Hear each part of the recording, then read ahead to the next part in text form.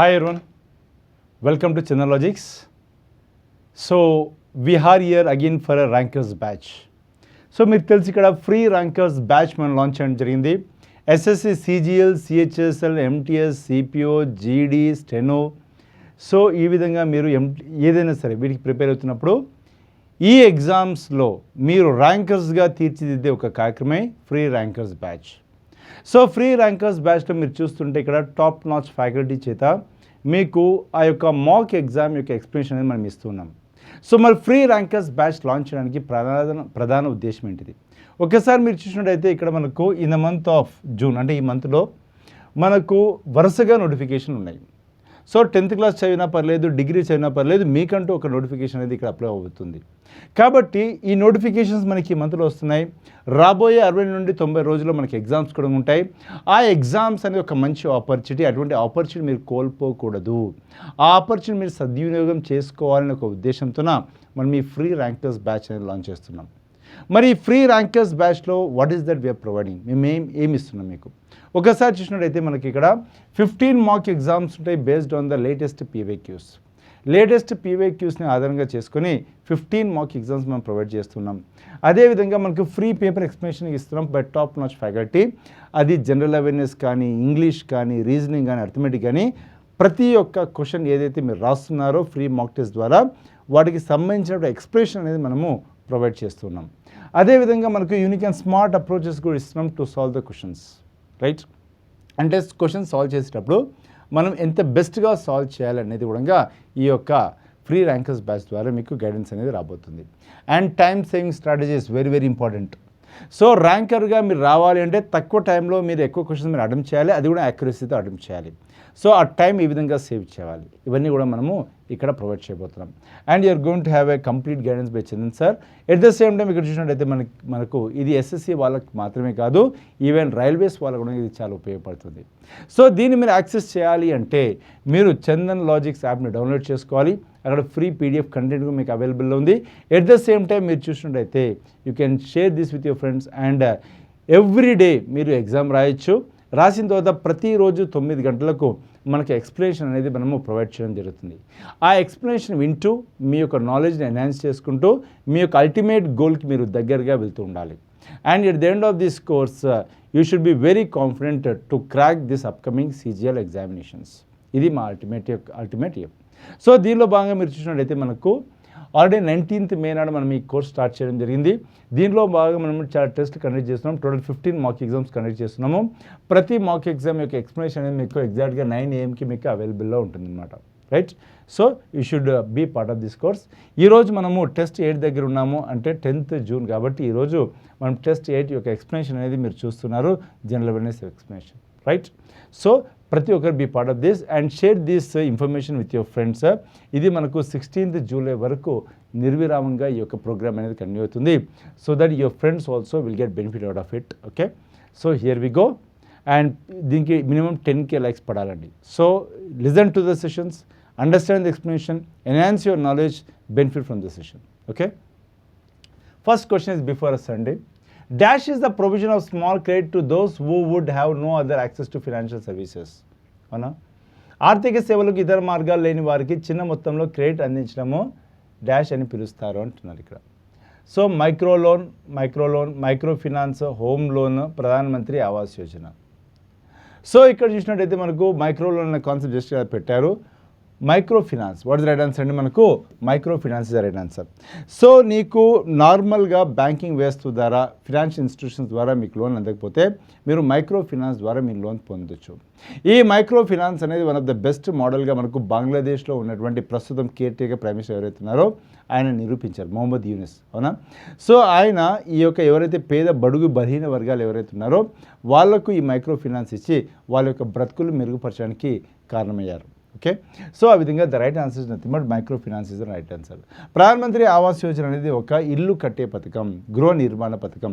ఈ దేశంలో ఉన్న ప్రతి ఒక్కరికి కూడా పక్కా ఇల్లు అనేది ఉండాలి అనే ఉద్దేశంతో ప్రధానమంత్రి ఆవాస్ యోజన అని చెప్పేసి గవర్నమెంట్ యొక్క ఫ్లాగ్షిప్ స్కీమ్ లాగా మనం స్టార్ట్ చేయడం జరిగింది. ఇది మనకు ప్రధానమంత్రి ఆవాస్ యోజన అర్బన్ ఉంటుంది, ప్రధానమంత్రి ఆవాస్ యోజన గ్రామీణ్, లేకపోతే ప్రధానమంత్రి గ్రామీణ ఆవాస్ యోజన కూడా మనకు ఉంటుందన్నమాట. ప్రధానమంత్రి గ్రామీణ ఆవాస్ యోజన ద్వారా ఫినాన్షియల్ హెల్ప్ అనేది ఇవ్వడం జరుగుతుంది in the form of cash benefit. అదే ప్రధానమంత్రి ఆవాస్ యోజన అర్బన్ ద్వారా మాత్రం మీకు ఇంట్రెస్ట్ లింక్డ్ సబ్సిడీ అనేది మనకు ప్రొవైడ్ చేయడం జరుగుతుంది, రైట్. సో కానీ ఇక్కడ మాత్రం మన రైట్ హ్యాండ్ సైడ్ మనకు micro finance is right hand side. ఇదేంటిది హోమ్ లోన్. హోమ్ లోన్స్ అని జనరల్గా మీరు ఇల్లు కొనేవాళ్ళు బ్యాంక్ ద్వారా పొందేవే మనకు home loans. Okay, so micro finance refers to the provision of financial services including small loans to individuals and small businesses who typically lack access to the traditional banking services. It helps low income people become self sufficient. అవునా? So ఆర్థిక సేవలకు ఇతర మార్గాలు లేని వారికి చిన్న మొత్తంలో credit అందించడమే మైక్రో ఫైనాన్స్ అని పిలుస్తాము. ఓకే, నెక్స్ట్ ప్రశ్న చూడండి, చాలా మంచి ప్రశ్న ఇది. The variation between a higher temperature and a low temperature that occurs during the same day is called as. ఒక రోజులో జరిగే గరిష్ట మరియు కనిష్ట వాయు ఉష్ణోగ్రతల మధ్య వ్యత్యాసాన్ని ఏమంటాము అంటే, ఒక డే తీసుకుందాం. లెట్స్ సే మార్నింగ్ 6 o'clock నుండి మొదలు పెడితే లెట్స్ సే ఈవినింగ్ 6 PM వరకు అనుకోండి. ఎందుకంటే టెంపరేచర్ వేరియేషన్ మనకి ఇక్కడ లేకపోతే కంప్లీట్గా కంప్లీట్ డే కూడా అనుకోండి, మళ్ళీ 6 AM to 6 AM అనుకోండి. ఒకానొక టైంలో మనకు హై టెంపరేచర్ ఉంటుంది, ఒకానొక టైంలో మనకు లో టెంపరేచర్ ఉంటుంది. అవునా? ఈ హై టెంపరేచర్కి లో టెంపరేచర్ మధ్యలో ఉన్న డిఫరెన్స్ని ఏమంటాము అంటున్నారు. సో ఫర్ ఎగ్జాంపుల్ మీకు రాజస్థాన్కి వెళ్ళారనుకోండి, మధ్యాహ్నం పూట మీకు దాదాపుగా 45 degrees 46 degrees టెంపరేచర్ ఉంటుంది. అదే రాజస్థాన్లో నైట్ టైం ఉన్నారనుకోండి, కొరికే చలి ఉంటుంది, మనకు ఆల్మోస్ట్ -10 degrees కూడా రావచ్చు, రైట్. అంటే మనకు 46 degrees ఇక్కడ, -10 degrees ఇక్కడ, ఈ రెండింటి మధ్య గ్యాప్ ఎంత ఉంది? 56 degrees ఉంది. దీన్ని మనం ఏమంటాము అంటే, దీన్ని మనము డయూర్నల్ రేంజ్ ఆఫ్ టెంపరేచర్ అంటాం. ఏమంటాము? డయూర్నల్ రేంజ్ ఆఫ్ టెంపరేచర్ అంటాం. ఈ డయూర్నల్ రేంజ్ ఆఫ్ టెంపరేచర్ ఎక్కువగా మనకు కాంటినెంటాలిటీ ఫ్యాక్టర్ ద్వారా ఏ ప్రాంతాలు అయితే సముద్రానికి దూరంగా ఉంటాయో, అంతర్గతంగా ఉంటాయో ఆ ప్రాంతాల్లో కనిపిస్తాయి. సముద్రానికి దగ్గర ఉన్న ప్రాంతాల్లో మనకు డయూర్నల్ రేంజ్ ఆఫ్ టెంపరేచర్ ఎక్కువగా కనిపించదు. కారణం ఏంటిదంటే, ఈ సముద్రాలు మనకు ఈ టెంపరేచర్ని మీడియేషన్ చేస్తాయి. అంటే మన ల్యాండ్ మీద ఎక్కువ టెంపరేచర్ ఉంటేనేమో సముద్రంకి వెళ్ళి చల్లని గాలు వచ్చేసి టెంపరేచర్ని తగ్గిస్తాయి. అదే మన ల్యాండ్ మీద చల్లని టెంపరేచర్ ఉందనుకోండి, సముద్రం నుండి వస్తున్నటువంటి వేడి గాళ్ళు ఈ టెంపరేచర్ని పెంచేస్తాయి. కాబట్టి సముద్రానికి దగ్గరగా ఉంటే మనకు 2 హై టెంపరేచర్స్ ఉండవు, 2 లో టెంపరేచర్స్ ఉండవు, యావరేజ్ టెంపరేచర్స్ ఉంటాయి. కానీ సముద్రానికి దూరంగా అంతర్గతంగా ఉన్నటువంటి ప్రాంతాల్లో మనకు ఈ డయూర్నల్ రేంజ్ ఆఫ్ టెంపరేచర్ ఎక్కువగా ఉంటుంది. Too much high temperatures in the day, too much low temperatures also in the same day అనేది మనం చూస్తాం అనమాట. కాబట్టి దీన్ని మనం డయూర్నల్ రేంజ్ ఆఫ్ టెంపరేచర్స్ అని చెప్పేసి మనం పిలవడం జరుగుతుంది. కాబట్టి option 1 is the right answer. Okay, the diurnal range of temperature refers to variation between the highest and the lowest temperatures recorded during a single day. So ఒక రోజులో record అయినటువంటి highest టెంపరేచర్కి lowest టెంపరేచర్కి మధ్య వ్యత్యాసాన్ని మనం ఏమంటాం? డయూర్నల్ రేంజ్ ఆఫ్ టెంపరేచర్స్ అని చెప్పేసి పిలుస్తాం. Agriculture short is a term used in which of the following sports. క్రింది క్రీడల్లో ఏది అగ్రికల్చర్ షార్ట్ అనే పదాన్ని ఉపయోగిస్తారు? నైస్ క్వశ్చన్ అండి, ప్రతి ఒక్కరు ఆన్సర్ ఇవ్వండి. ఇక్కడ లాన్ టెన్నిసా, క్రికెటా, ఫుట్బాలా, టేబుల్ టెన్నిసా? What you think is right answer? Very very interesting question ఇది, ప్రతి ఒక్కరు ఆన్సర్ ఇవ్వాలి. Okay, what is the right answer for this question? Right, పెట్టారు అందరు ఆప్షన్స్? ఎస్, చూద్దామా? The right answer is nothing but cricket. ఏంటిది మనకు అగ్రికల్చర్ అంటే, ఎటువంటి టెక్నిక్ లేకుండా ఎలా పడితే అలా కొట్టే షాట్ని మనం అగ్రికల్చర్ షాట్ అంటాం. ఒక్కొక్కసారి ఎలా కొడతారంటే వాళ్ళు కొడుతుంటే బ్యాట్ బాల్కి తాగడం పక్కబెట్టు, ఫస్ట్ ఆ పిచ్కే తాకుతారనమాట. పిచ్లో ఉన్న మట్టి కూడా లేచిపోతుంది. అంటే ఎటువంటి టెక్నిక్ లేకుండా చాలా రఫ్గా, మామూలుగా స్ట్రీట్లో గల్లీలో ఆడతారు కదా, ఆ షాట్ని మనం ఏమంటాము? అగ్రికల్చర్ షాట్ అని చెప్పేసి పిలుస్తాం. సో ఈ పదం దేనికి సంబంధించింది? మనకు క్రికెట్ సంబంధించింది. ఇటువంటి ప్రశ్నలు మనకు స్పోర్ట్స్ పార్ట్లో నుండి అడుగుతారు. కాబట్టి స్పోర్ట్స్ చదివేటప్పుడు మీరు కొన్ని విషయాలు గుర్తుపెట్టుకోవాలి. స్పోర్ట్స్ అన్న టాపిక్ చదివేటప్పుడు మీరు ఏవే విషయాలు చదవాలి? ఫస్ట్ అండ్ ఫార్మోస్ట్, ఏ గేమ్లో ఎంతమంది ప్లేయర్స్ ఉంటారు? ఏ గేమ్లో ఎంతమంది ప్లేయర్స్ ఉంటారు? క్రికెట్లో ఎంతమంది ప్లేయర్స్ ఉంటారు? ఫుట్బాల్ ఎంతమంది ఉంటారు? రగ్బీలో ఎంతమంది ఉంటారు? బేస్బాల్ ఎంతమంది ఉంటారు? టెన్నిస్ ఎంతమంది ఆడతారు? Volleyball, netball, basketball, throwball, handball, అవునా, ఖోఖో, కబడ్డీ, ఇలా ప్రతి గేమ్లో ఎంతమంది మెంబర్స్ ఉంటారన్న దాని మీద మనకు ఎగ్జామ్స్లో ప్రశ్నలు వచ్చినాయి. అవి ఒకటి చూసుకోవాలి. రెండోది ఏం చూసుకోవాలి మీరు? ఒక గేమ్ ఎక్కడ ఆడతారు? క్రికెట్ ఆడే ప్రదేశం ఏమంటాం? టెన్నిస్ ఆడే ప్రదేశాన్ని ఏమంటాం? గోల్ఫ్ ఆడే ప్రదేశాన్ని ఏమంటాం? అవునా? బేస్బాల్ ఆడే ప్రదేశాన్ని ఏమంటాం? క్యారమ్స్ ఆడే ప్రదేశాన్ని ఏమంటాం? So venue of the games. So అది కూడా మిమ్మల్ని అడగడానికి అవకాశం ఉంది. మూడో ఇంపార్టెంట్ థింగ్ వచ్చేసరికి ఒక గేమ్ గురించి మెన్షన్ చేస్తూ దానికి సంబంధించిన టోర్నమెంట్ గురించి అడుగుతారు. ఐఎఫ్ఏ షీల్డ్ దేనికి సంబంధించింది? సంతోష్ ట్రోఫీ దేనికి సంబంధించింది? డురాండ్ కప్ దేనికి సంబంధించింది? సీకే నాయుడు ట్రోఫీ దేనికి సంబంధించింది? అదేవిధంగా మనకు రోవర్స్ కప్ దేనికి సంబంధించింది? ఆగాఖాన్ కప్ దేనికి సంబంధించింది? ఓకే, ఇటువంటి ఛాంపియన్స్ ట్రోఫీ దేనికి సంబంధించింది? ఇలా రకరకాల ప్రశ్నలు వస్తాయన్నమాట. అంటే మీకు ఒక టోర్నమెంట్ పేరు చెప్తే అది దేనికి సంబంధించిందో మనం చెప్పగలగాలి. And last very important part is the sporting awards. అవునా? అది అర్జున అవార్డ్స్ పైన క్వశ్చన్ రావచ్చు, ధ్యాన్ చంద్ ఖేల్రత్న అవార్డ్స్ పైన క్వశ్చన్ రావచ్చు, ద్రోణాచార్య అవార్డ్స్ పైన క్వశ్చన్ రావచ్చు, మాకా ట్రోఫీ పైన క్వశ్చన్స్ రావచ్చు. రైట్, దేని మీద అయినా సరే మనకు క్వశ్చన్స్ రావచ్చు. అండ్ వెరీ ఇంపార్టెంట్ ఏంటంటే ఇక్కడ మనకు ఇది ఒక లాస్ట్ థింగ్. ఏంటిది? Terminology use in a game. అవునా? మనకు కిడ్నీ పంచ్ అని ఎక్కడ వాడతారు? డ్రిబుల్ అని ఎక్కడ వాడతారు? బటర్ఫ్లై స్ట్రోక్ ఎక్కడ వాడతారు? సో ఇవన్నీ ప్రశ్నలు అడుగుతారు అనమాట. So terminology used in game is also very important. Okay, గల్లీ అనే పదం ఎక్కడ వాడతారు? నోబాల్ పదం ఎక్కడ వాడతారు? ఇవన్నీ అడుగుతారు. సో అలా ఇవి అడుగుతున్నటువంటి ప్రశ్న అనమాట. రైట్, ఇక్కడ ఆన్సర్ ఏంటి మనకు? Cricket is the right answer.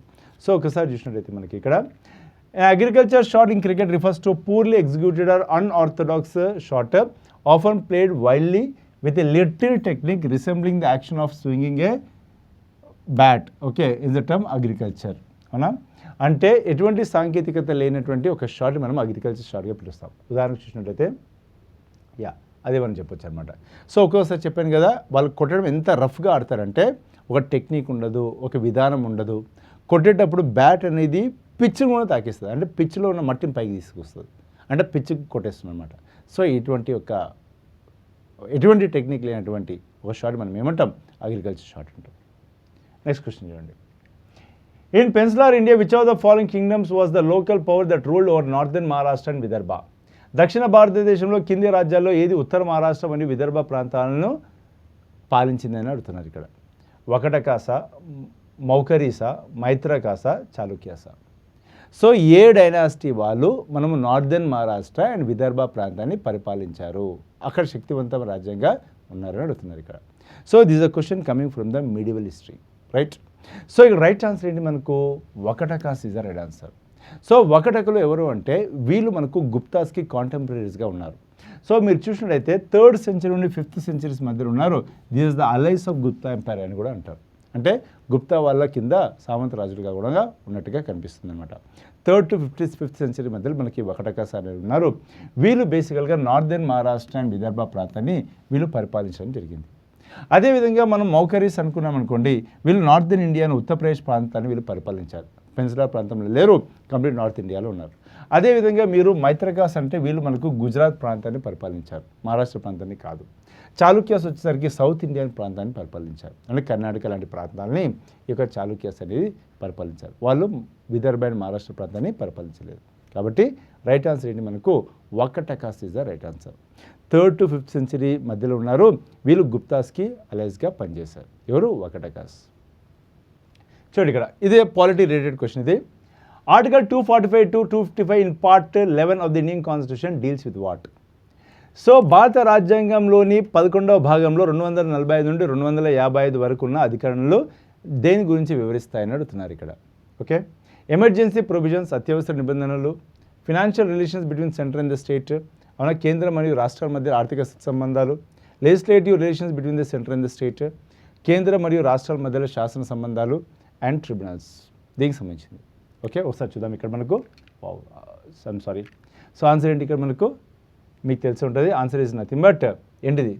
చూడండి ఇక్కడ ఎమర్జెన్సీ ప్రొవిజన్స్ వచ్చేసరికి మనకు పార్ట్ 18లో వస్తాయి, అవునా. Financial relations between centre and the state వచ్చేసరికి మనకు పార్ట్ 12లో వస్తాయి. అండ్ ట్రిబ్యునల్స్ వచ్చేసరికి article 323A, 323B. Article 323A వచ్చేసరికి అడ్మినిస్ట్రేటివ్ ట్రిబ్యునల్స్ గురించి మాట్లాడుతుంది. ఆర్టికల్ 323B వచ్చేసరికి అదర్ స్పెసిఫిక్ ట్రిబ్యునల్స్ గురించి మనం మాట్లాడడం జరుగుతుంది. మరి ఇక్కడ అంటున్నది ఏంటిది? పార్ట్ 11 అంటున్నారు. పార్ట్ 11 కిందకి వచ్చేది ఏంటి మనకు? Legislative relations between the centre and the state, అవునా. కేంద్రానికి రాష్ట్రాలకు మధ్యలో శాసన సంబంధమైనటువంటి అంశాల గురించి డీల్ చేసేది మనకు ఈ యొక్క article 245 to 255 in part 11 of the constitution. అవునా? So very very important. ఒకసారి చూడండి ఇక్కడ. అండ్ ఎమర్జెన్సీ ప్రొవిజన్ మీకు తెలుసుగా 352 వచ్చేసరికి మనకు నేషనల్ ఎమర్జెన్సీ అంటాం. 356 వచ్చేసరికి మనకు స్టేట్ ఎమర్జెన్సీ లేదా ప్రెసిడెన్షియల్ రూల్ అంటాము. ఆర్టికల్ 360 వచ్చేసరికి మనకు ఫినాన్షియల్ ఎమర్జెన్సీగా మనం చెప్తామన్నమాట. రైట్? అది అదేవిధంగా ఫినాన్షియల్ రిలేషన్స్ అంటే మనకు సింపుల్గా ఒకటే విషయం గుర్తుపెట్టుకోవాలి. వీళ్ళు అడుగుతుంది 245 to 255 అడుగుతున్నారు. One of the famous financial relation between central and the state ఇచ్చేది ఎవరు? ఫినాన్స్ కమిషన్ ఇస్తారు. ఫినాన్స్ కమిషన్ సంబంధించిన ఆర్టికల్ ఏంటిది? 280. కాబట్టి ఇక్కడ 280 ఉందా? 280 లేదు. కాబట్టి డెఫినెట్గా దిస్ కెనాట్ బి ఆన్సర్. 352, 356, 360 మనకు తెలుసు. కానీ ఇది ఆన్సర్ ఉండడానికి ఛాన్స్ లేదు. ఒక ట్రిబ్యునల్స్ ఒకటే మనకు డౌట్ ఇక్కడ మధ్యలో ఉండాలి. So 323A, 323B. 323A అయితేనేమో అడ్మినిస్ట్రేటివ్ ట్రిబ్యునల్స్, 323B అయితేనేమో అదర్ ట్రిబ్యునల్స్. ఓకేనా? సో ఆన్సర్ ఏంటి ఇక్కడ మనకు? Legislative relation between the centre and the state. So sir చూడండి ఇక్కడ Article 245 to 255 in Part 11 of the Indian Constitution deals with the distribution of the legislative powers between the centre and the state. They define the extent of the laws made by the parliament and state legislatures, including the division of subjects into union list, state list and concurrent list. So, ఏవైతే మనకు 7th schedule of the Indian కాన్స్టిట్యూషన్లో union list, concurrent list, state list అని మాట్లాడుతున్నామో ఏ అంశాలు ఎవరి పరిధిలో ఉంటాయి? కేంద్ర ప్రభుత్వం పరిధిలో ఉంటాయా? రాష్ట్ర ప్రభుత్వాల పరిధిలో ఉంటాయా? ఇవన్నీ అంశాలు కూడా మనకు ఆర్టికల్ 245 నుండి ఆర్టికల్ 255 మధ్యలో మనకు కనిపిస్తాయి. కాబట్టి ఆన్సర్ ఏంటిది? It deals with the legislative relationship between the centre and the state. కేంద్రానికి రాష్ట్రానికి మధ్యలో ఈ యొక్క శాసన సంబంధమైన అంశాల గురించి ఇది మాట్లాడుతూ ఉందన్నమాట. ఓకే, అదేవిధంగా మీరు చూసినట్లయితే మనకి ఎస్ఎస్సి 2025కి ప్రిపేర్ అయ్యే వాళ్ళ కోసము ఆల్ టైప్స్ ఆఫ్ ఎస్ఎస్సి ఎగ్జామ్స్ని మేళవించి మనం తయారు చేసినటువంటి ఈ కోర్స్ అనమాట. ఇది 3, 6 and 12 months డ్యూరేషన్తో మనకు అవైలబుల్ ఉంది. ఇది ఇంగ్లీష్ అండ్ తెలుగు మీడియం రెండింటిలో ఉంటుంది. Make use of this. లేదు నేను ఓన్లీ సీజీఎల్కి ప్రిపేర్ అవుతా అంటే మాత్రం you can make use of this 3 and 6 months డ్యూరేషన్తో అవైలబుల్ ఉన్నటువంటి ఈ కోర్స్ మీరు యూజ్ చేసుకోవచ్చు. లేదు నేను సిహెచ్ఎస్ఎల్కి మాత్రం ప్రిపేర్ అవుతా అంటే you can go for this course. లేదు నేను సిపిఓకి ప్రిపేర్ అవుతున్నా అంటే ప్రిలిమ్స్ ఉంటుంది, మెయిన్స్ ఉంటుంది, రెండింటిని కలగలిపి మనం కోర్స్ ఇస్తున్నాం ఫర్ 3 and 6 months డ్యూరేషన్తో. కంప్లీట్ కోర్స్ అనమాట. So make use of this. అదేవిధంగా జీడీ కోసం మనకు 10th class ఎలిజిబిలిటీతో కూడా మనకు జాబ్స్ ఉన్నాయి ఇక్కడ. కాబట్టి 3 and 6 months డ్యూరేషన్తో మీరు దీన్ని ప్రిపేర్ అయ్యి మీరు జాబ్ తెచ్చుకోవచ్చు. And at the same time MTS విషయం మాట్లాడితే కంప్లీట్ కోర్స్ అవైలబుల్ ఉంది. అండ్ ఇక్కడ సెషన్ 1, సెషన్ 2 రెండు కవర్ అయితే మనకు 3 and 6 months డ్యూరేషన్తో. ఇది కూడా మనకి ఇంగ్లీష్ అండ్ తెలుగు మీడియం రెండిట్లో అవైలబుల్ ఉంది. అండ్ దెన్ ఎస్ఎస్సి జేఈ కోసం కూడా మనకు 3 and 6 months డ్యూరేషన్తో మనకు కోర్స్ అవైలబుల్ ఉన్నాయి. Make use of this. ఇక్కడ 1100+ hours ఆఫ్ ట్రైనింగ్ మనకి ఇస్తున్నాం అనమాట జేఈ కోసం. ఓకే, అండ్ స్టెనోగ్రాఫర్కి స్పెషల్ బ్యాచ్ అవైలబుల్లో ఉంది. ఇక్కడ చూసినట్టయితే మనకు సిబిటీ స్పెషల్ బ్యాచ్ ఉంది ఫర్ 3, 6 months డ్యూరేషన్స్తో. ఇది తెలుగు మీడియంలో ఇంగ్లీష్ మీడియం రెండింటిలో కూడా మనకు అవైలబుల్లో ఉంది. నెక్స్ట్ చూడండి ఇక్కడ, in which group of state does the Looney river flow? Okay, Looney నది ఏ రాష్ట్రాల గుండా ప్రవహిస్తుందని అడుగుతున్నారు. Bihar and west Bengal, Andhra Pradesh and Telangana, Rajasthan and Gujarat, Maharashtra and Karnataka. Watts answer? So Luni river ఎక్కడ స్టార్ట్ అవుతుంది? ఒక్కసారి మీరు చూసినట్టయితే మనకు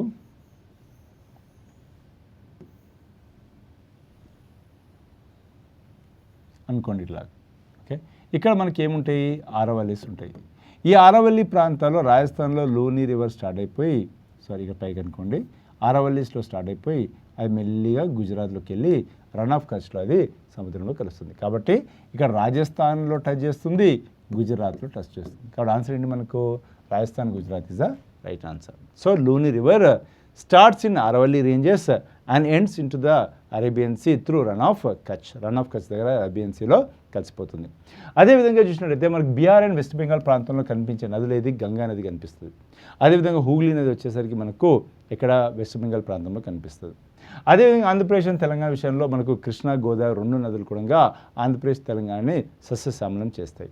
అదేవిధంగా మహారాష్ట్ర, కర్ణాటక విషయం మాట్లాడితే మనకు మహారాష్ట్ర, కర్ణాటకలో ఫ్లో అయ్యేది కృష్ణా నది ఉంటుంది. అవునా? సో కృష్ణా నది మనకు మహారాష్ట్ర, కర్ణాటక. రైట్? సో ఇదన్నమాట విషయం. సో ఆన్సర్ ఏంటి మనకి ఇక్కడ? Rajasthan, Gujarat is the right answer. So river system పైన మనకు క్లారిటీ ఉండాలి. గంగా నది గురించి కంప్లీట్ డీటెయిల్స్ మనకు తెలిసి ఉండాలి.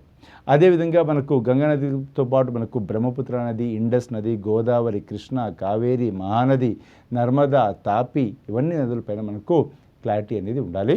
ఎందుకంటే మోస్ట్ ఆఫ్ ద క్వశ్చన్స్ అన్ని కూడా మనకి ఈ నదులపైన ఎక్కువగా అడుగుతూ ఉంటారు. ఓకే, ఇక్కడ లూని పైన అడిగారు, బట్ మోస్ట్ ఆఫ్ దెమ్ ఇవి చాలా important rivers. The Luni river originates in Aravallis years in Ajmer in Rajasthan and flows through the Thar desert and finally going into Rann of Kutch in Gujarat. అవునా? లూని నది రాజస్థాన్ రాష్ట్రంలోని అజ్మీర్ దర్గా దగ్గర ఆరవల్లి పర్వతాలు ఉద్భవించేసి రాజస్థాన్ గుండా ప్రవహించేసి చివరిగా గుజరాత్లోని కచ్ రన్ ఆఫ్ కచ్లో కలిసిపోతుంది. ఇది ఎడారి ప్రాంతమైన తారులో ప్రవహించే కొద్దిపాటి నదుల్లో ఒకటి. అవునా? చాలా కొన్ని నదులు ఉంటాయి ఇక్కడ, అది ఒకటి ఏంటంటే Luni river. Which are the following years was V D Savarkar send to Andaman jail by British? Okay, ఏ సంవత్సరంలో వీడి సావర్కర్ను బ్రిటిష్ వారు అండమాన్ జైలుకు పంపించారంటున్నారు. ఇక్కడ V D Savarkar one of the nationalist fighter, freedom fighter అనమాట, but very rightist person and extremist person also. ఎవరు? V D Savarkar. So ఆయన British వాళ్ళకు వ్యతిరేకంగా కొన్ని ఎక్స్ట్రీమిస్ట్ కార్యకలాపాలు చేస్తున్నారనే ఉద్దేశంతోన ఆయనను అండమాన్ నికోబార్ జైలుకు పంపించేసి అక్కడ చిత్రహింసలు పెట్టారు. అవునా? ఏ ఇయర్లో తను పంపించారని అడుగుతున్నారు ఇక్కడ. ఆప్షన్స్ ఏమున్నాయి? 1910 ఉంది, 1922 ఉంది, 1923 ఉంది, 1911 ఉంది. ఆన్సర్ ఏంటి మనకు? 1911 is the right answer. So 1911 సంవత్సరంలో మనకు వీడి సవర్కర్ని ఈ యొక్క జైలు పంపించడం జరిగింది. 1857లో జరిగినటువంటి ఏదైతే సిపాయి మ్యూటినీ ఏదైతుందో దాని ఫస్ట్ వార్ ఆఫ్ ఇండిపెండెన్స్గా పిలిచింది కూడా మనకు వీడి Savarkar. Okay, very very famous. Vinayak Damodar Savarkar was sent to the Cellar jail in Andaman Islands in 1911 by the British after being convicted for revolutionary activities against the British rule. ఓకేనా? So వీడి Savarkar British అధికారులు 1911లో స్వాతంత్ర సమరయోధుడిగా తీవ్ర చర్యలు చేపట్టిన కారణంగా Andaman cellar జైల్లోకి కాలాపనికి పంపించారు అని చెప్పేసి చెప్తున్నారు. ఓకే, ఇది చూడండి. Which Indian musician sitar player is the founder of the national orchestra of India? భారత జాతీయ ఆర్కెస్ట్రాను స్థాపించిన భారత సంగీతకారుడు మరియు సితార్ వాదకుడు ఎవరు అని అంటున్నారు. ఓకే, సితార్ని వాయిద్యాన్ని వాడే వాళ్ళు ఎవరు అని అడుగుతున్నారు. సో ఇక్కడ బేసికల్గా మీరు అబ్జర్వ్ చేస్తే మనకి ఎస్ఎస్సిలో ఒక క్వశ్చన్ అనేది ఆర్టిస్ట్, వాళ్ళకి సంబంధించిన ఇన్స్ట్రుమెంట్, డాన్సెస్ వీటిపైన ఎక్కువగా ఒక క్వశ్చన్ పక్కా వస్తుంది. కాబట్టి దీన్ని బాగా ప్రత్యేక దృష్టి పెట్టాలి. సితార్ ఎవరు వాయిస్తారు, తబలా ఎవరు వాయిస్తారు, షెనాయ్ ఎవరు వాయిస్తారు, వీణా ఎవరు వాయిస్తారు. సో ఇవన్నీ కూడా మనకు చాలా చాలా ఇంపార్టెంట్. మోహన వీణా ఎవరు వాయిస్తారు. ఓకే, అది. సో ఆన్సర్ ఏంటి ఇక్కడ? రవిశంకర, షహీద్ పర్వేజ్ ఖానా, కిషన్ మహారాజా, అయ్యంగార్, శ్యామ్ సుందర. So right answer is nothing but Pandit Ravi Shankar is right answer. Is the first person to receive the Grammy award from India. మొట్టమొదటిగా గ్రామీ అవార్డు అందుకున్న వ్యక్తి ఈజ్ ద సితార్ వాయిద్యకారుడు అనమాట. ఓకే, Pandit Ravi Shankar, the world renowned Indian sitar master, is credited for founding the national orchestra of India under the All India Radio. He played a crucial role in popularizing Indian classical music globally, blending traditional Indian instruments into orchestral arrangements. ఎవరు? Mister Pandit Ravishankar. So answer ఏంటి మనకు? Pandit Ravi Shankar is the right answer. మిగతా వాళ్ళ గురించి చూసినట్టయితే Shaheed Parvez Khan. Okay, ఈయన కూడా ఒక సితార్ ప్లేయరే. He belongs to Imdadkhani gharana school. అవునా? Is known for traditional sitar conferences or performances. Kishan Maharaj, ఈయన ఒక తబలా ప్లేయర్. అవునా? And greatest percussionist in the Indian classical music. అవునా? సో ఎవరు? Tabla player Mister Kishan Maharaj. అదేవిధంగా మనకు అయ్యంగార్ శ్యామ్ సుందరం, ఈయన సితార్ ప్లేయరే. ఈయన ఏంటంటే వేరియస్ ఇండియన్ క్లాసికల్ ఇన్స్ట్రుమెంట్స్ని ఆర్కెస్ట్రాలోకి తీసుకొచ్చినటువంటి ఒక వ్యక్తి అనమాట. ఎవరు? ఈయన మిస్టర్ అయ్యంగారి శ్యామ్ సుందరం. సో ఇక్కడ ఇద్దరు మూడు సితార్ ప్లేయర్స్ ఉన్నాయి, ఒక ఆయన తబలా ప్లేయర్ ఉన్నారు మనకి. ఓకే, ఆన్సర్ ఏంటి? Pandit Ravi Shankar is the right answer. ఈ క్వశ్చన్ చూడండి. It's all about fundamental duties. Very very important question. Which of the following committees identify the existence of legal provisions for implementation of some of the fundamental duties? Okay, క్రింది కమిటీలో ఏది కొన్ని మౌలిక కర్తవ్యాల అమలుకు చట్టపరమైన నిబంధనలు ఉన్నాయని గుర్తించింది అని అంటున్నారు. ఓకే, మొదలుగా ఫండమెంటల్ డ్యూటీస్ గురించి మాట్లాడుతున్నారు. వసంతరావు నాయక్ కమిటీయా, సర్కారియా కమిషనా, రాజ్మన్నార్ కమిషనా, justice Verma committee? What's answer?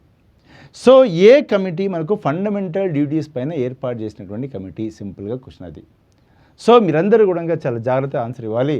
Very very important this kind of questions. Okay, చాలామంది స్వరణ్ సింగ్ కమిటీ అంటే వెంబడి ఆన్సర్ పెట్టేస్తారు, కానీ ఆ ఆప్షన్లో లేదు. మరి వేరేది ఉంది, ఏంటిది అంటే the right answer is nothing but justice Verma committee.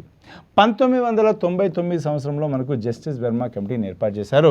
ఈ కమిటీ ఏర్పాటు చేయడం వెనుక ఏంటంటే ఫండమెంటల్ డ్యూటీస్లో మనం మార్పులు చేర్పులు చేయాలా అని చెప్పేసి ఆ ఉద్దేశంతో ఏర్పాటు చేశారనమాట. సో ఒకసారి చూద్దాం, అదేవిధంగా మిగతా ఆప్షన్స్ కూడా మనం చూసే ప్రయత్నం చేద్దాము.